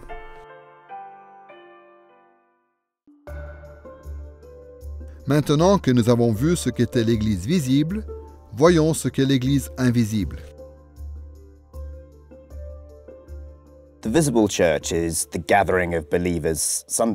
L'Église visible est le rassemblement de croyants du monde entier qui se réunissent dimanche après dimanche, qui ont fait une profession de foi, qui se rassemblent et qui partagent ensemble le sacrement du baptême et de la Sainte Seine, démontrant ainsi leur appartenance à l'Église visible. L'Église visible inclut donc toutes les personnes qui font partie de la communauté de l'Alliance, Mais l'Église invisible, quant à elle, n'est constituée que des personnes qui ont été unies à Christ par le salut. Pour cette raison, on l'appelle parfois l'Église véritable. On pourrait se représenter l'Église invisible comme étant un groupe de personnes plus restreint au sein de l'Église visible. En règle générale, nous nous comportons avec la plupart des gens dans l'Église visible comme s'ils étaient véritablement sauvés, en leur accordant le bénéfice du doute. Mais en réalité, il n'y a que Dieu qui puisse juger les cœurs, comme on le voit dans des passages de l'Écriture tels que Psaume 44, verset 22, et Actes chapitre 15, verset 8. C'est pourquoi au stade où nous en sommes de l'histoire, il n'y a que Dieu qui puisse savoir exactement qui fait partie de l'Église invisible. Nous allons ici parler principalement de l'Église invisible telle qu'elle existe sur terre à un moment précis de l'histoire. Mais il ne faut pas oublier que l'Église invisible, en réalité, inclut tous les croyants qui ont jamais existé, qu'ils aient vécu avant la venue de Christ ou après. Habituellement, l'Écriture s'adresse à l'Église visible et non à l'Église invisible. Mais en même temps, elle accorde souvent le bénéfice du doute à ses destinataires en ce qui concerne leur salut. Il y a quelques exceptions notables à ce principe, comme dans 1 Corinthiens chapitre 5 et dans 1 Timothée chapitre 1, versets 19 et 20. Et quelques-unes des lettres adressées aux églises dans le livre de l'Apocalypse, chapitres 2 et 3, ne sont pas très optimistes quant à leurs destinataires. Mais en général, les auteurs de l'Écriture s'attendent à ce que leurs lecteurs aient foi en Dieu et lui obéissent fidèlement. Le but recherché, c'est que tous les destinataires se révèlent fidèles, c'est-à-dire que toute l'Église visible fasse partie de l'Église invisible. Quand Jésus reviendra, il purifiera complètement son Église. Il en éliminera tous les non-croyants, de sorte que l'Église invisible deviendra identique à l'Église visible. La Bible en parle dans des passages comme Matthieu chapitre 7, versets 21 à 23, et chapitre 13, versets 24 à 30, 1 Corinthiens chapitre 3, versets 12 à 15, et 1 Pierre chapitre 4, versets 17 à 19. Mais en attendant ce jour, l'identité de ceux qui appartiennent à l'Église invisible n'est connue avec certitude que par Dieu. Le fait qu'il y ait actuellement une Église invisible au sein de l'Église visible a des conséquences importantes pour tous ceux qui se disent chrétiens. Une des conséquences les plus importantes, c'est que l'Église a besoin d'entendre l'Évangile régulièrement. Nous savons qu'il y a des non-croyants dans l'Église visible, ce qui veut dire que le fait d'être membre d'une Église ne suffit pas à garantir le salut. Et pour cette raison, il nous faut continuer à enseigner et à prêcher l'Évangile de la rédemption, non seulement aux autres, mais aussi à nous-mêmes. Nous devons nous assurer que les non-croyants dans nos églises soient invités à s'approcher de Christ et à intégrer l'Église invisible. Quand le symbole des apôtres affirme que l'Église est sainte, ce que cela veut dire, c'est que l'Église est dans une alliance avec Dieu, qu'elle est séparée du monde en tant que peuple qui appartient à Dieu et qui est consacré à son service. Cela veut aussi dire que le but ultime que l'Église doit rechercher est la pureté morale, et aussi que les croyants véritables qui font partie de l'Église sont eux-mêmes couverts par la pureté morale de Christ. De plus, en nous soumettant continuellement au commandement de Dieu, nous sommes constamment purifiés des péchés que nous commettons et nous nous approchons petit à petit du but que Dieu nous a fixé, qui est la sainteté parfaite. Nous avons donc parlé, d'une part, du fait que l'Église était voulue par Dieu, ce qui confère à l'Église son importance et son autorité. Et d'autre part, nous avons parlé du fait que l'Église était sainte aux yeux de Dieu. Maintenant, nous allons aborder le troisième volet de cette leçon, à savoir le fait que l'Église soit catholique ou universelle. Nous allons parler de ce terme catholique en 3 étapes. D'abord, nous proposerons une définition du mot catholique. Ensuite, nous examinerons le caractère catholique ou la catholicité de l'Église visible. Et troisièmement, nous parlerons du caractère catholique de l'Église invisible. Commençons par la définition du mot catholique. Comme on l'a dit dans une leçon précédente, le mot catholique signifie universel, c'est-à-dire qui inclut les chrétiens de toute assemblée locale. Le mot catholique vient du latin catholicus, qui à son tour vient de deux mots grecs, la préposition kata et l'adjectif holos, qui veut dire le tout, c'est-à-dire ce qui est complet. Ce n'est donc pas une référence à l'Église catholique romaine. C'est plutôt une description de l'unité qui existe entre toutes les églises qui suivent Christ fidèlement. Vous vous souvenez certainement, comme on l'a vu dans des leçons précédentes, que le symbole des apôtres, tel que nous le connaissons aujourd'hui, s'est développé à partir de credos primitifs destinés aux liturgies de baptême.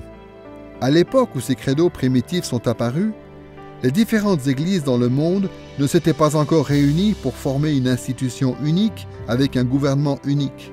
Donc, quand le symbole des apôtres parle du caractère catholique de l'Église, cela ne sous-entend pas une organisation qui fédérerait toutes les assemblées locales. Il s'agit bien plutôt de l'unité du Saint-Esprit qui existe entre toutes les églises chrétiennes légitimes, malgré nos différences de type organisationnel. À cette époque-là, le terme catholique était un terme inclusif. Son but était de placer sous le titre d'église toute assemblée chrétienne.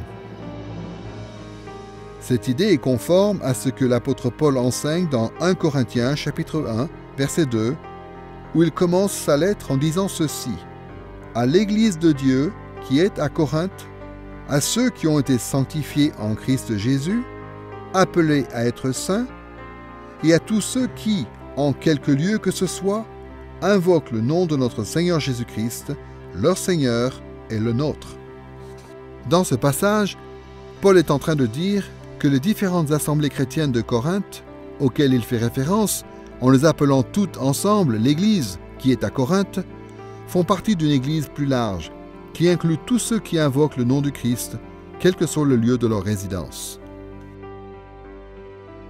Vers le milieu du IIIe siècle, Cyprien de Carthage a commencé à mettre l'accent sur le rôle des évêques et des prêtres pour ce qui était de la définition de l'Église. Voici ce qu'il dit dans sa lettre 68. « L'Église est le peuple uni à son évêque. L'Église qui est catholique n'est point divisée, mais à tous ses membres unis par le moyen des évêques qui, étant joints ensemble, font comme le lien de cette union. » Pour Cyprien, l'unité de l'Église s'ancre dans l'unité du clergé et dans l'unité du ministère. Lorsque ce point de vue a commencé à se répandre, les chrétiens ont également commencé à baser l'unité de l'Église sur l'unité de son gouvernement. L'Église est devenue une organisation unique présente partout dans le monde, car ses évêques et ses prêtres étaient présents partout dans le monde. Pourtant, même à ce stade, le mot catholique avait un sens inclusif, puisqu'il incluait toutes les personnes et toutes les assemblées qui invoquaient le nom de Christ et qui étaient fidèles à l'enseignement historique de l'Église. Mais plus tard, l'Église s'est divisée. En l'an 1054, par exemple, l'Église catholique romaine a excommunié les églises orthodoxes d'Orient, et les églises orthodoxes d'Orient ont excommunié l'Église catholique romaine. À partir de ce moment-là, ces églises ont commencé à employer le terme de catholique dans un sens nouveau et exclusif. Elles insistaient sur le fait que leurs églises étaient catholiques ou universelles à l'exclusion des autres, ce qui revenait à dire qu'elles étaient à elles seules la véritable Église, tout en condamnant les églises rivales. Plus tard, au lendemain de la Réformation, qui a eu lieu au XVIe siècle, la plupart des églises protestantes a eu une approche différente. Globalement, elles sont revenues au sens originel du terme dans le credo et ont mis en avant la dimension inclusive du mot catholique. Conformément à ce que dit l'Écriture et à ce que dit le symbole des apôtres, les églises protestantes ont affirmé l'unité de l'esprit qui rassemble toutes les églises chrétiennes sous l'autorité de Christ. Et elles ont reconnu que cette unité pouvait être maintenue malgré l'absence de solidarité en termes de gouvernement de l'Église et sans renoncer aux spécificités positives que chaque dénomination pouvait avoir. Reconnaître le caractère catholique ou la catholicité de l'Église aujourd'hui signifie reconnaître la validité de toute Église qui défend les doctrines contenues dans le symbole des apôtres. tout chrétien de toute Église fidèle se trouve dans l'Alliance, sous l'autorité de Christ, et tout véritable croyant a reçu des dons du Saint-Esprit. Et pour cette raison, nous devrions nous réjouir de pouvoir profiter des dons de tout chrétien véritable, issus de toute Église fidèle, et nous devrions être prêts à servir à leur côté autant que possible. Nous avons donc examiné la définition du mot catholique. Maintenant, voyons dans quelle mesure on peut dire que l'Église visible est catholique. Quand on tient compte à la fois de ce qu'est la catholicité de l'Église et de ce qu'est l'Église visible, la définition que l'on pourrait donner à l'Église catholique visible serait la suivante. La communion mondiale de toutes les personnes qui sont dans l'alliance avec Dieu sous l'autorité du Christ. Évidemment, cette communion est spirituelle et non pas institutionnelle. Il n'existe pas de dénomination dont le gouvernement s'étend sur toutes les assemblées chrétiennes. L'unité de l'Église visible est bien plutôt basée sur le fait que toutes les Églises sont dans l'alliance avec le même Dieu et ont pour représentant dans cette alliance le même Christ. Historiquement, l'Église visible a appuyé son caractère catholique sur des choses différentes. Selon certaines traditions, la catholicité repose sur la continuité du gouvernement de l'Église. L'Église grandit en se multipliant et les personnes qui accèdent nouvellement au ministère sont consacrées, avec l'imposition des mains, par les personnes qui sont déjà ministres. Mais en général, les protestants affirment que l'unité de l'Église repose sur la foi en Christ et sur l'œuvre de l'Esprit, plutôt que sur la succession des ministres consacrés. C'est pour cette raison que de nouvelles assemblées peuvent apparaître partout où il y a l'unité de l'Esprit, partout où des personnes qui sont dans l'alliance avec Dieu se réunissent au nom du Christ. Les protestants disent que l'Église visible est catholique, car elle existe partout où des personnes sont dans l'alliance avec Dieu, sous l'autorité de Christ, dans l'unité de l'Esprit. Un des problèmes les plus communs auxquels les nombreux chrétiens font face aujourd'hui, c'est celui de savoir quelles églises ils doivent reconnaître comme faisant partie de l'Église catholique ou universelle. Dans beaucoup de régions du monde, il y a tellement d'églises différentes qui se disent chrétiennes que les chrétiens risquent de tomber dans deux extrêmes. Soit ils font preuve d'une ouverture trop grande et accueillent à bras grands ouverts toute église qui se dit chrétienne, soit ils excluent tout le monde, à l'exception de leurs propres assemblées ou de leurs propres dénominations bien délimitées. Pour se sortir de cette difficulté, on peut s'appuyer sur les trois marques traditionnelles de l'Église.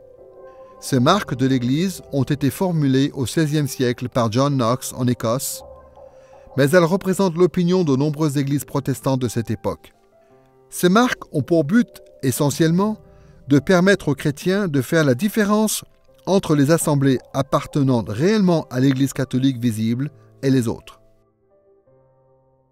Il est absolument nécessaire de connaître ces marques de l'Église pour pouvoir savoir où se trouve l'Église, parce qu'en réalité, n'importe quoi peut s'appeler Église.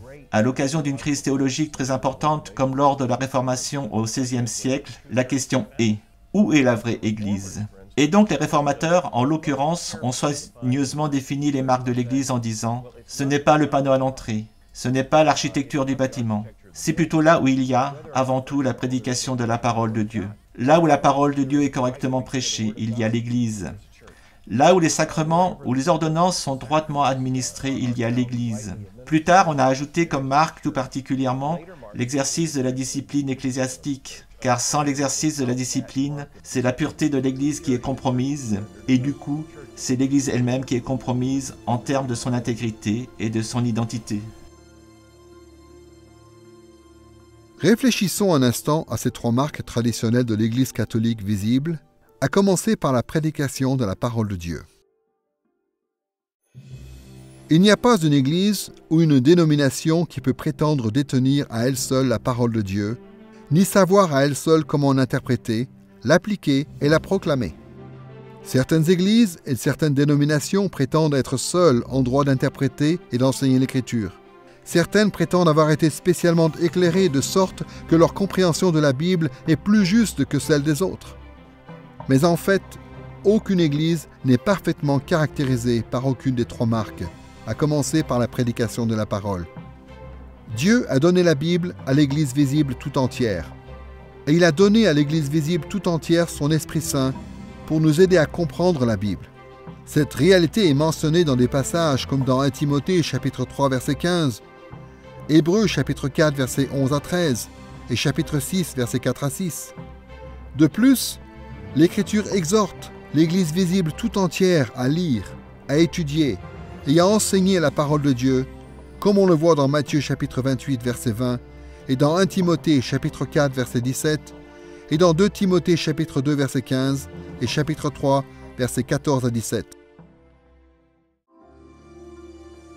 La deuxième marque de l'Église, c'est l'administration correcte des sacrements que sont le baptême et la Sainte Seine. Ces sacrements appartiennent à l'Église visible tout entière, pas juste à telle ou telle dénomination. Toute assemblée au sein de l'Église visible a le privilège et la responsabilité d'administrer les sacrements selon les Écritures. Dans le cadre de la grande mission, en effet, l'ordre est donné de baptiser, dans Matthieu chapitre 28, verset 19, et c'est quelque chose qui apparaît aussi dans les remarques de l'apôtre Paul concernant le baptême, dans 1 Corinthiens chapitre 1, versets 13 à 17. On le voit aussi dans la façon dont Jésus a institué la Sainte Seine, dans Luc chapitre 22, versets 15 à 20, où Jésus dit que la Sainte Seine est destinée à tout son royaume, c'est-à-dire à tous ceux dont il est le représentant dans l'Alliance. C'est en raison de ce type de passage que les églises protestantes, pour la plupart, reconnaissent les sacrements qui sont administrés dans d'autres églises et dans d'autres dénominations.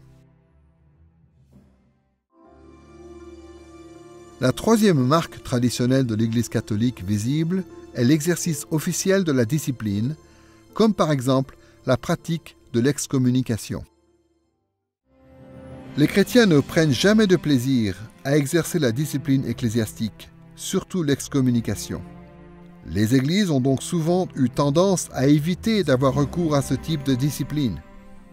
Évidemment, la tempérance et la magnanimité ont toujours été encouragées par la Bible, comme on le voit dans la parabole du blé et de l'ivraie, dans Matthieu chapitre 13, versets 24 à 30. Et pourtant, la discipline a une place. Parfois, le péché d'une personne cause tellement de troubles qu'il faut intervenir par le moyen de la discipline, surtout si la situation met en péril l'Église et sa réputation. Dans ce cas, la discipline a pour but de protéger l'Église et d'inciter le pécheur à la repentance. L'Écriture nous parle de l'importance de la discipline dans des passages comme Matthieu chapitre 16 verset 19 et chapitre 18 verset 18, Jean chapitre 20 verset 23 et Tite chapitre 3 verset 10. On peut constater aussi l'exercice de cette discipline dans des passages comme dans 1 Corinthiens chapitre 5 verset 1 à 13.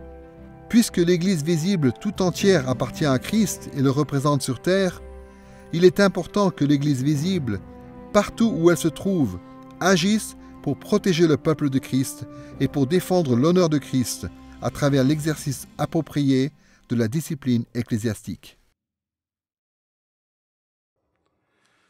Aujourd'hui encore, il est important pour nous de considérer les marques de l'Église.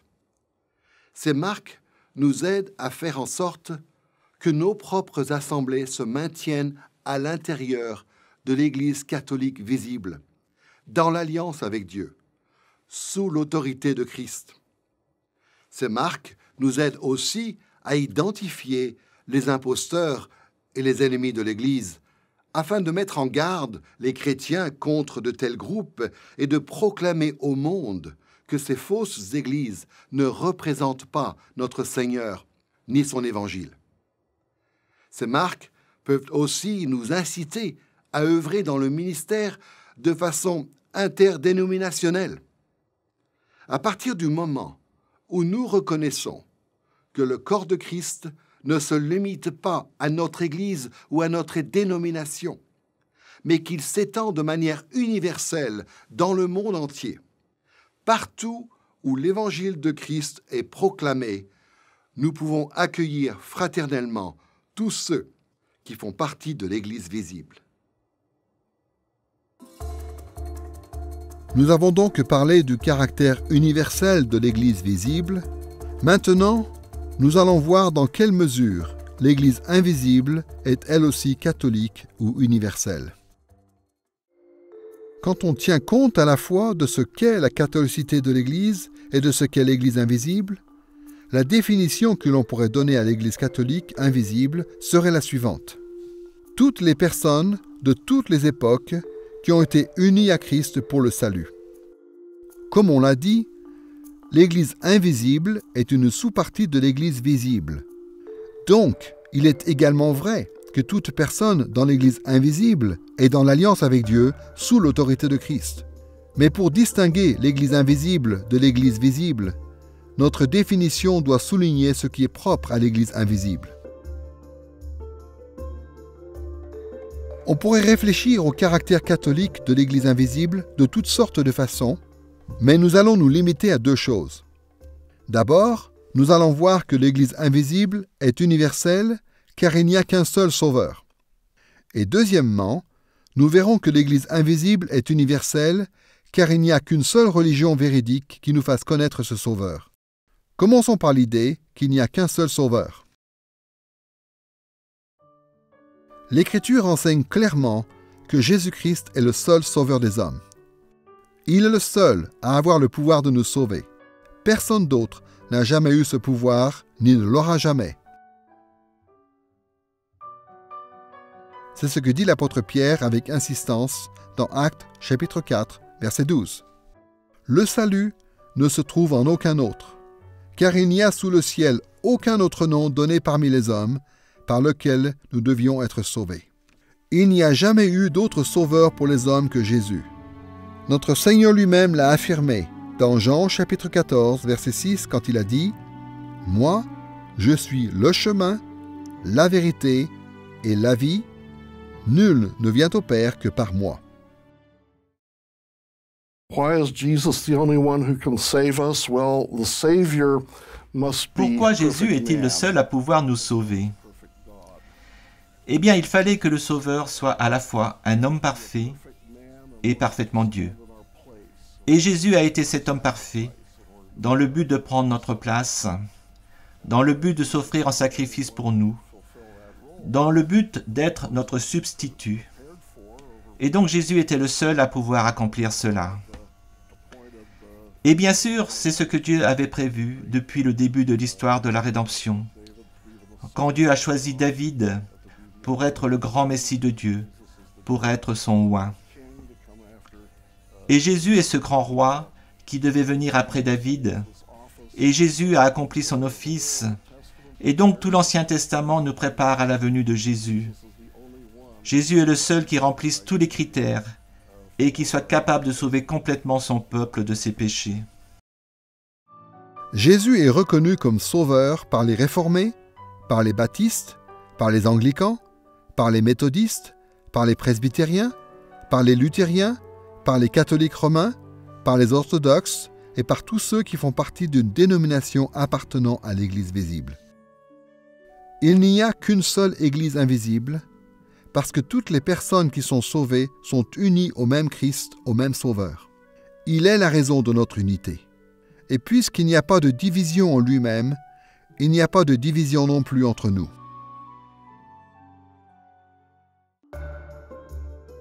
Une deuxième chose qui fait que l'Église invisible est catholique ou universelle, c'est le fait qu'il n'y a qu'une seule religion véridique qui nous fasse connaître Christ. Il est important de faire remarquer que le christianisme n'est pas d'abord un système qui permet d'être sauvé, mais une relation d'alliance avec Dieu. Autrement dit, contrairement à d'autres religions, le christianisme ne consiste pas d'abord en une méthode pour obtenir le salut. C'est plutôt une relation entre Dieu et son peuple. Oui, la foi est déterminante en tant que moyen par lequel on est réconcilié avec Dieu. Mais la vraie question est, quelle est votre identité aux yeux de Dieu? Êtes-vous un citoyen fidèle de son royaume? Quand Dieu vous regarde, voit-il une personne qui est couverte du sang de l'Alliance, du sang de Christ? Ou bien êtes-vous un citoyen du royaume ennemi? Vous tenez-vous devant Dieu sur la base de vos propres mérites, étant destiné par conséquent à payer vous-même le prix de vos péchés? Malheureusement, les gens qui appartiennent à d'autres religions appartiennent au royaume ennemi. Ils ne font pas partie du peuple de l'Alliance, du peuple de Dieu, et par conséquent, ils n'appartiennent pas à Christ. C'est impossible. Seul le christianisme nous fait connaître le Sauveur. Voilà pourquoi le christianisme biblique réfute l'idée selon laquelle on pourrait être sauvé à travers d'autres religions, même si ces religions semblent être très bien intentionnées.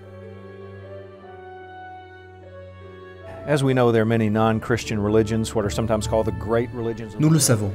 Il existe beaucoup de religions non chrétiennes, notamment celles qu'on appelle les grandes religions du monde, en raison de leur taille et de leur influence. Et les gens se demandent parfois, au sujet de ces gens qui ne sont pas des chrétiens, mais qui pratiquent fidèlement une de ces autres grandes religions et qui en suivent les doctrines avec beaucoup de consécration et de sincérité, si ces personnes iront au ciel, bien qu'elles ne connaissent pas Christ. Peut-être même qu'elles n'ont jamais entendu parler de Christ. Eh bien, la réponse de la Bible est claire. Jésus a parlé explicitement de ce cas de figure dans Jean, chapitre 14, verset 6. Il dit ceci au sujet de lui-même. « Je suis le chemin, je suis la vérité, je suis la vie. » Et au cas où cela ne serait pas très clair, il ajoute « Et personne ne vient au Père que par moi. » En raison de la grâce commune de Dieu, nous voyons des choses bonnes et justes dans la vie de beaucoup de gens, quelle que soit leur religion. Mais il y a aussi dans la vie de tout le monde beaucoup de mal.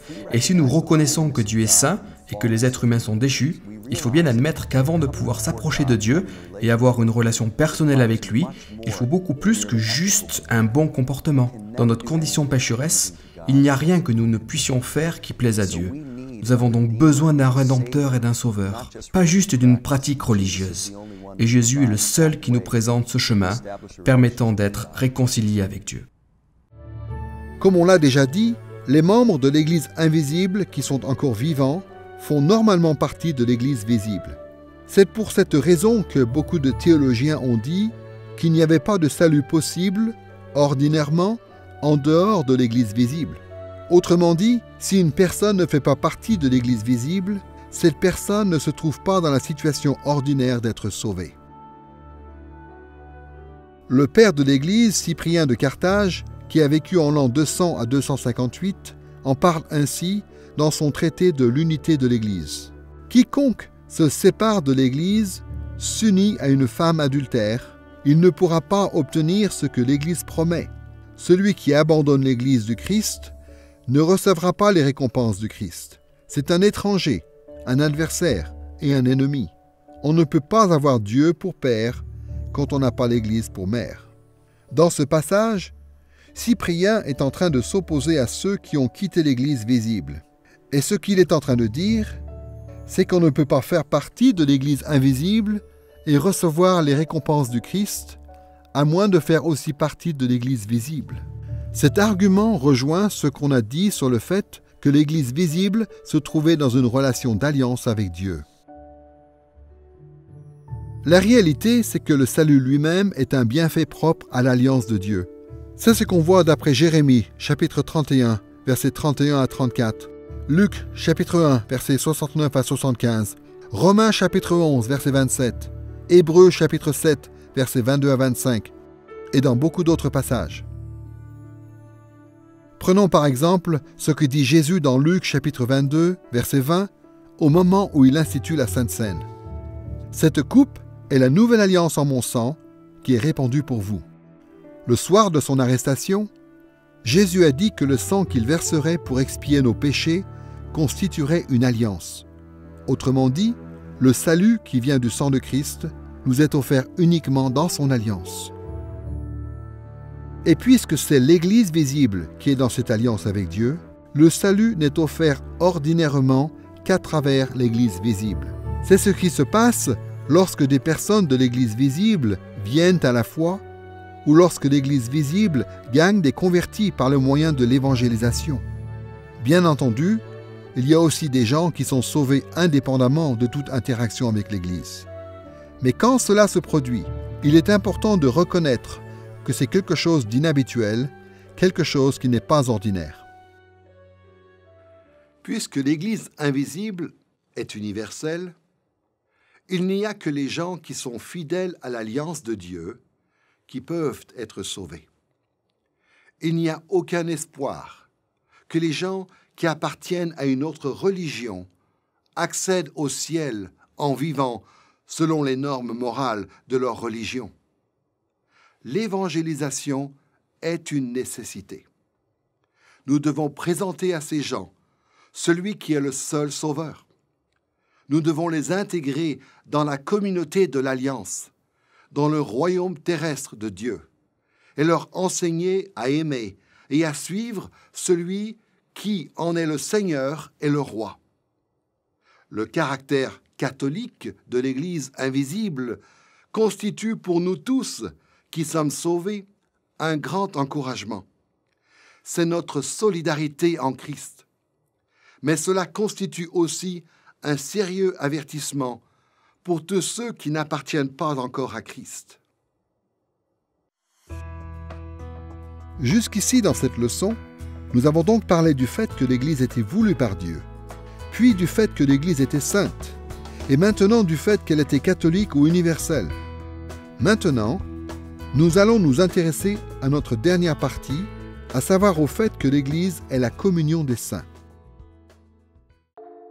Quand nous avons parlé de la signification du mot « saint », nous avons constaté que ce terme faisait référence de façon générale à tous ceux qui sont dans l'Église visible et de façon plus particulière à tous ceux qui sont dans l'Église invisible.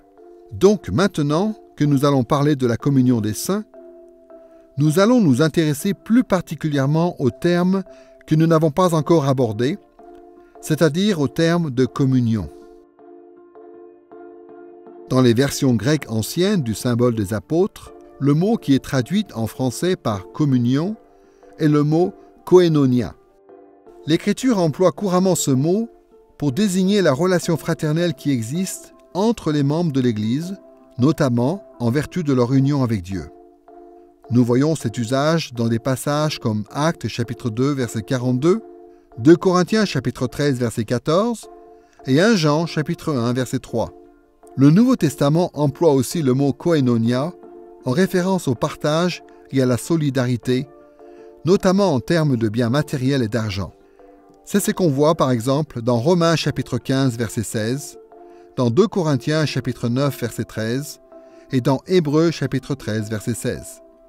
C'est un mot qui est aussi employé pour parler du partage de l'Évangile, pas juste en termes d'évangélisation, mais en termes de partage réciproque au sein de l'Église, comme dans Philippiens chapitre 1 verset 5 et dans Philémon verset 6. Étant donné cet usage, on a traditionnellement considéré que le mot communion dans le credo désignait à la fois la communion fraternelle entre les membres de l'Église et le fait qu'ils avaient certaines choses en commun, et par implication, le fait qu'ils dépendaient les uns des autres. Pour examiner cette notion de communion des saints, nous allons revenir à une distinction qui, maintenant, devrait nous être familière. D'abord, nous allons réfléchir à la communion qui existe dans l'Église visible. Et deuxièmement, nous réfléchirons à la communion qui existe dans l'Église invisible. Commençons par la communion des saints dans l'Église visible. La communion de l'Église visible comporte beaucoup d'aspects, mais nous allons nous contenter d'en mentionner 3. D'abord, le moyen de grâce. Ensuite, les dons spirituels. Et troisièmement, les biens matériels. Commençons par les moyens de grâce. Les moyens de grâce sont des outils ou des mécanismes que Dieu utilise ordinairement pour communiquer sa grâce à son peuple. John Wesley, un des fondateurs de l'Église méthodiste, propose une définition des moyens de grâce qui reflète bien ce que croient de nombreuses traditions chrétiennes. Voici ce qu'il écrit dans son sermon numéro 16, qui est basé sur le passage de Malachie, chapitre 3, verset 7. Par moyen de grâce, j'entends des signes, des paroles ou des actes que Dieu a institués et établis, expressément en vue d'en faire le canal par lequel il communiquerait habituellement aux hommes sa grâce qui prévient, qui justifie, qui sanctifie.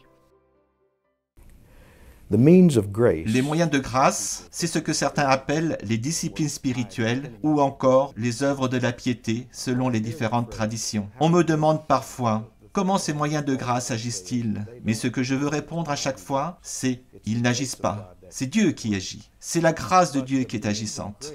Mais les moyens de grâce constituent pour nous l'occasion de recevoir et de bénéficier de cette grâce. Ils fournissent des moments et des lieux où nous pouvons être particulièrement attentifs à la grâce de Dieu qui œuvre dans notre vie. Je me les représente parfois comme des tuyaux.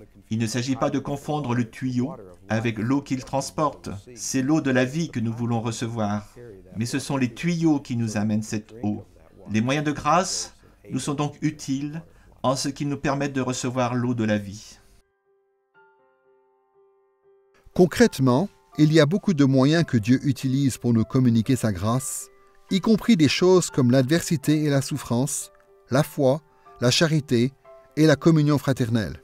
Mais traditionnellement, les théologiens ont mis en valeur 3 moyens de grâce en particulier. La parole de Dieu, les sacrements du baptême et de la Sainte Seine et la prière. Ces 3 moyens de grâce sont destinés à l'Église visible tout entière et à ses membres croyants comme à ses membres non-croyants. Le petit catéchisme de Westminster, un document protestant historique qui résume la doctrine chrétienne, décrit ainsi les moyens de grâce à la 88e question. Question: quels sont les moyens extérieurs par lesquels le Christ nous communique les bienfaits de la rédemption? Réponse: les moyens extérieurs et ordinaires par lesquels le Christ nous communique les bienfaits de la rédemption sont ses ordonnances, spécialement sa parole, les sacrements et la prière, qui sont toutes efficaces pour le salut des élus. L'Écriture parle du bienfait de ces moyens de grâce dans des passages comme Romains chapitre 10 verset 14, 1 Corinthiens chapitre 10 verset 17 et 1 Pierre chapitre 3 verset 12 à 21. Certes, les bienfaits de la rédemption ne sont destinés qu'à ceux qui sont sauvés, c'est-à-dire à l'Église invisible, mais les ordonnances elles-mêmes sont destinées à toute l'Église visible. Souvenons-nous que l'Église invisible est invisible précisément. On ne sait pas qui en fait partie. Elle n'organise pas son propre culte. Elle n'a pas ses propres pasteurs ou ministres. Elle n'est pas gouvernée à part. Ces choses-là sont caractéristiques de l'Église visible. Et de la même façon, tous les moyens de grâce, la prédication, le baptême, la Sainte Seine, la prière, sont des moyens visibles. Tout le monde peut les observer. Ce sont des choses qui sont communes à toute l'Église visible. Et à ce titre, ces moyens de grâce caractérisent la communion de l'Église visible. Les moyens de grâce ont toujours été des ordonnances importantes au moyen desquelles Dieu applique ordinairement les bienfaits de la rédemption à notre vie. Et nous devrions par conséquent en tirer avantage autant que possible. Nous devrions prêcher l'Évangile qui convertit et enseigner la parole qui donne la sagesse et la maturité. Nous devrions faire usage des sacrements qui nous présentent l'Évangile de manière visible et qui nous scellent dans l'alliance de Dieu. Et nous devrions prier pour la grâce de Dieu et pour son pardon, pour des conversions et pour la maturité, pour l'aide de Dieu face à la tentation, pour sa protection contre le mal et pour son secours dans la détresse. À cause de tout cela, et de bien plus encore, les moyens de grâce représentent des ministères très précieux de l'Église visible. En plus des moyens de grâce, l'Église visible a aussi en commun les dons spirituels. Alors attention, lorsque nous disons que les dons spirituels ont été donnés à toute l'Église visible, nous ne sommes pas en train de dire que toutes les personnes dans l'Église visible ont été remplies du Saint-Esprit. Ce n'est pas le cas. Seuls les croyants sont remplis du Saint-Esprit. Néanmoins, le Saint-Esprit utilise tous les dons spirituels dans le but d'édifier toute l'Église visible. Pour certains de ses membres, cela signifie croître dans la sanctification et dans la maturité chrétienne. Pour d'autres, cela signifie venir à la foi. Mais dans tous les cas, toutes les personnes qui sont dans l'Église visible sont exposées à l'exercice des dons spirituels et y participent même jusqu'à un certain point. Et donc, pour cette raison, nous pouvons dire que les dons spirituels ont été donnés à toute l'Église visible. Le fait que les dons spirituels aient été donnés à toute l'Église visible se voit de différentes manières. D'abord, ils sont exercés dans le cadre du culte public. On le voit de façon explicite dans 1 Corinthiens chapitre 14, versets 13 à 26. Ensuite, ils ont été donnés dans le but d'édifier toute l'Église. C'est ce qu'on voit dans des passages comme 1 Corinthiens chapitre 12, versets 4 à 7, ou dans Éphésiens chapitre 4, versets 3 à 13. Troisièmement, l'apôtre Paul dit clairement que les langues sont un signe, même pour les non-croyants dans l'Église, comme on le voit dans 1 Corinthiens chapitre 14, versets 21 et 22. Et quatrièmement, les non-croyants dans l'Église sont condamnés pour n'avoir pas tiré profit des dons spirituels, comme on le voit dans Hébreux chapitre 6, versets 4 à 6. Ainsi, l'Écriture nous montre clairement que les croyants et les non-croyants ensemble sont au bénéfice des dons spirituels de l'Église. Tout comme les moyens de grâce, les dons spirituels représentent encore aujourd'hui un grand bienfait pour l'Église visible. Les dons spirituels sont utiles pour la proclamation de la vérité et pour la conversion des perdus. Ils sont donc utiles pour la croissance des croyants, dans la foi et dans la maturité. Et de nombreux dons tels que la miséricorde et l'hospitalité sont utiles pour le secours matériel des membres du peuple de Dieu qui sont dans le besoin. Lorsque le Saint-Esprit accorde ces dons à son peuple, nous devons encourager chacun à faire usage de ces dons au profit de tous, sans faire de discrimination dans l'Église visible.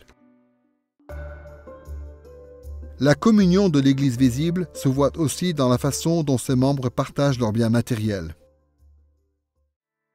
Une des facettes de la communion ou de la koinonia dans la Bible et dans l'Église primitive, c'était le fait que les chrétiens partageaient leurs biens matériels avec les personnes les plus nécessiteuses dans l'Église visible.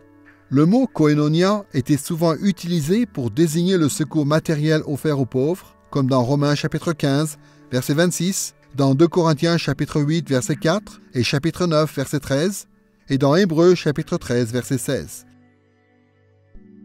Même quand le mot koinonia n'est pas utilisé, cet aspect de la communion se révèle dans la pratique des premiers chrétiens.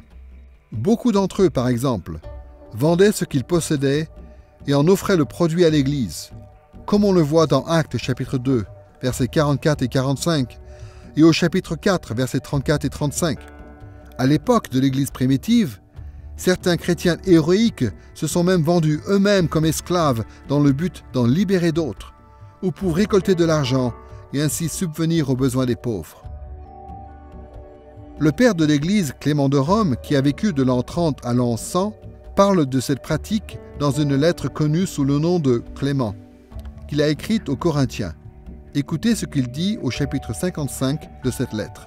« Nous savons que beaucoup des nôtres se sont mis volontairement dans les fers pour en racheter d'autres.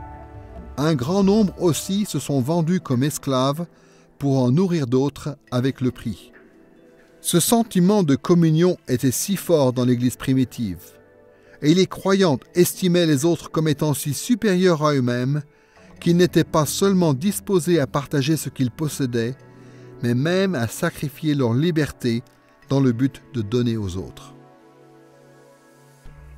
Cette façon de penser nous est expliquée dans 2 Corinthiens chapitre 8, versets 3 à 5. Voyez ce que dit l'apôtre Paul dans ce passage. « Ils ont donné selon leurs possibilités, je l'atteste, et même au-delà de leurs possibilités. Ils nous ont demandé avec beaucoup d'insistance la grâce de participer à ce service en faveur des saints. Ils se sont d'abord donnés eux-mêmes au Seigneur et à nous, par la volonté de Dieu. » Dans ce passage, Paul est en train de décrire la générosité des églises de la Macédoine, et il explique que c'est leur consécration au Seigneur qui pousse ses croyants à donner de manière sacrificielle à son Église, à l'Église visible. Le fait de partager ses biens matériels avec ceux qui sont dans le besoin constitue un aspect important de la vie de l'Église visible. L'Église tout entière est le peuple de Dieu, la communauté de l'Alliance. Dieu se préoccupe de tous ceux qui en font partie et il nous appelle à faire de même. Pour le dire simplement, tout ce que nous possédons appartient au Seigneur. Il a seulement fait de nous les gestionnaires de ce qui lui appartenait.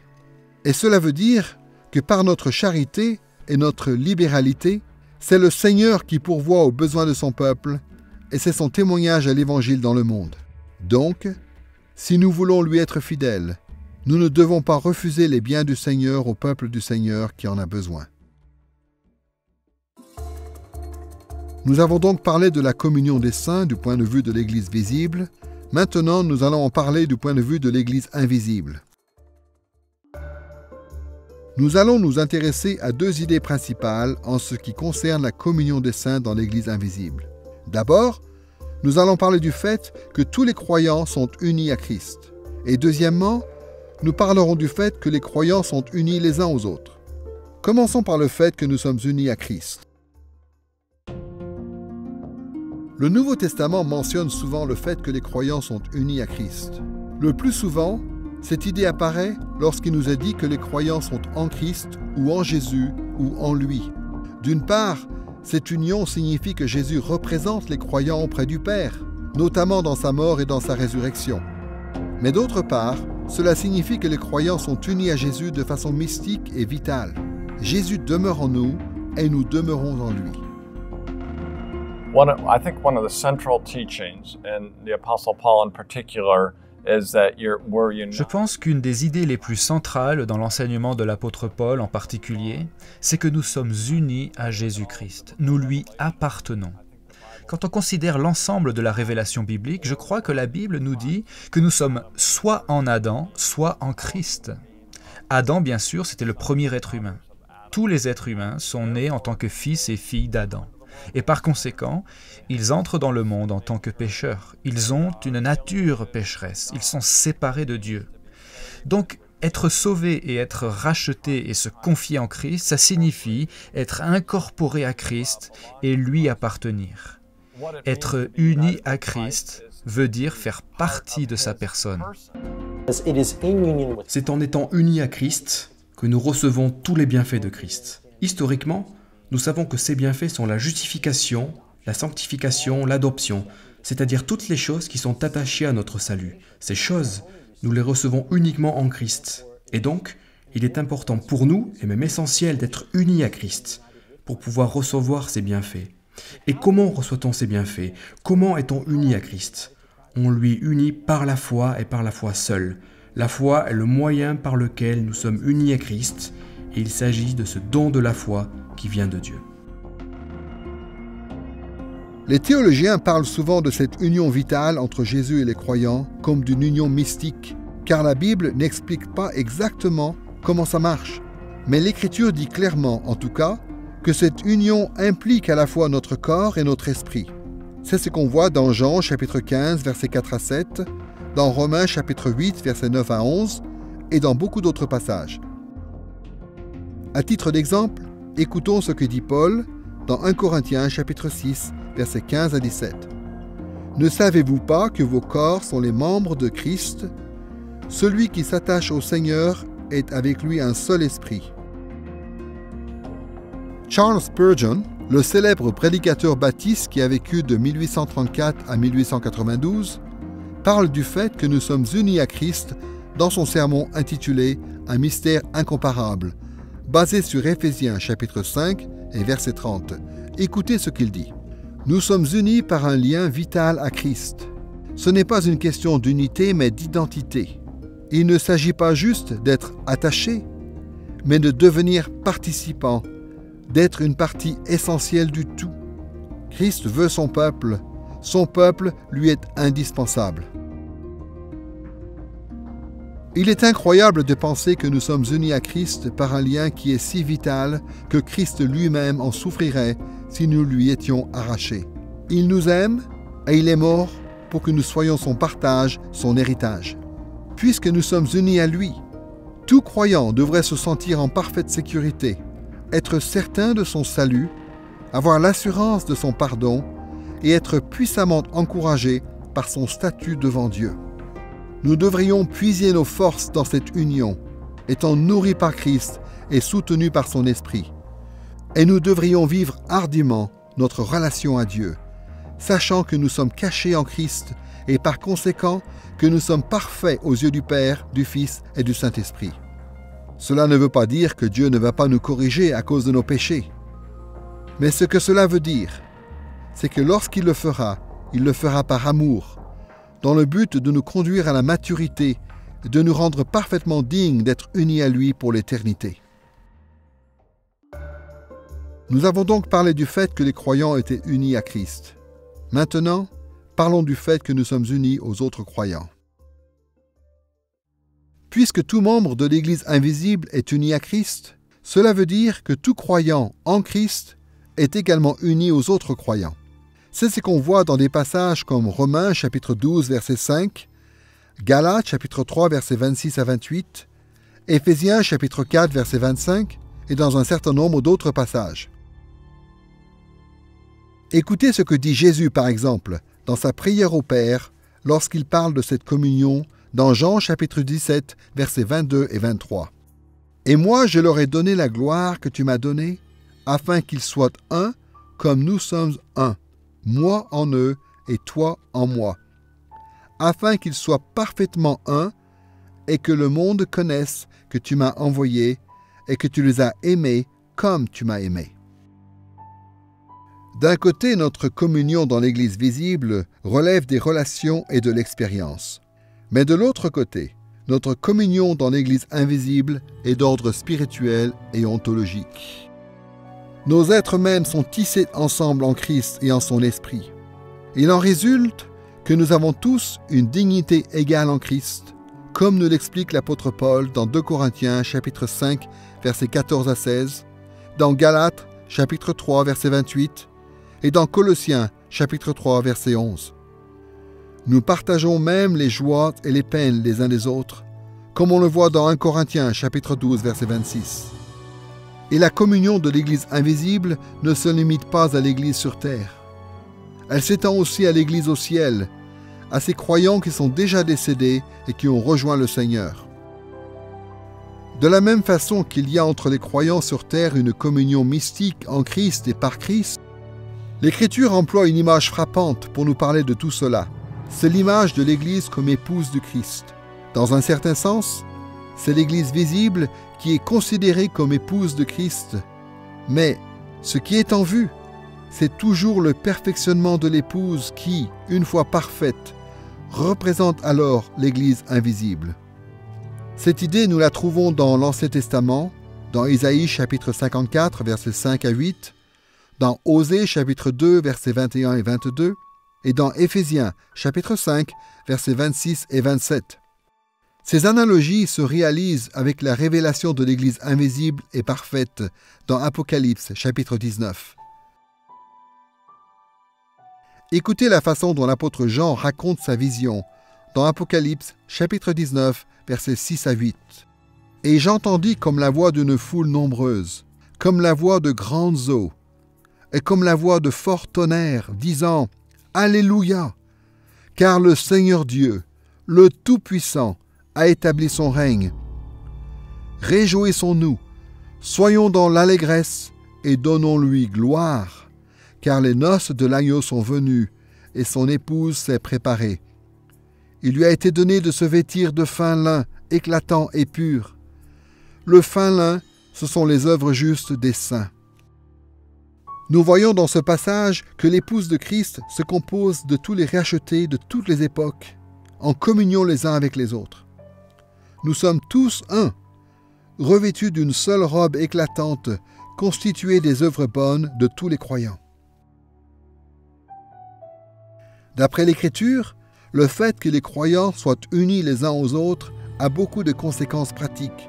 Cela veut dire, par exemple, que tout croyant est précieux, et même indispensable aux yeux du Christ. Cela veut dire aussi que nous devons nous respecter les uns les autres et nous mettre au service les uns des autres. Nous devons aussi faire preuve de compassion les uns envers les autres, nous montrer aimables, doux et patients et nous pardonner réciproquement. Nous devons traiter les autres comme nous voudrions être traités et comme nous nous traitons nous-mêmes. Car comme ils sont unis à nous en Christ, ils font autant partie de nous que notre propre corps. Dans cette leçon consacrée au symbole des apôtres, nous avons réfléchi à la doctrine de l'Église. Nous avons vu que l'Église était voulue par Dieu en tant que communauté particulière. Et nous avons parlé du fait que l'Église était sainte, c'est-à-dire à la fois mise à part et pure. Nous avons également parlé de son caractère catholique ou universel. Et nous avons vu dans quelle mesure elle était la communion des saints.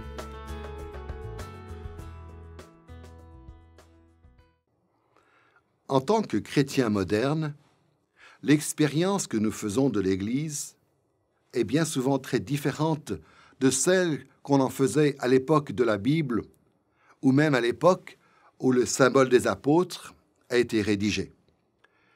Mais les réalités sous-jacentes, propres à la vie de l'Église, n'ont jamais changé. L'Église, c'est toujours le peuple de Dieu, le peuple de l'Alliance. C'est toujours le canal que Dieu a choisi pour communiquer son évangile au monde et pour faire avancer son royaume sur la terre. Nous, l'Église, nous sommes saints pour le Seigneur. Nous sommes son royaume. Nous sommes son peuple, unis les uns aux autres en lui. Et le Seigneur lui-même œuvre à travers nous.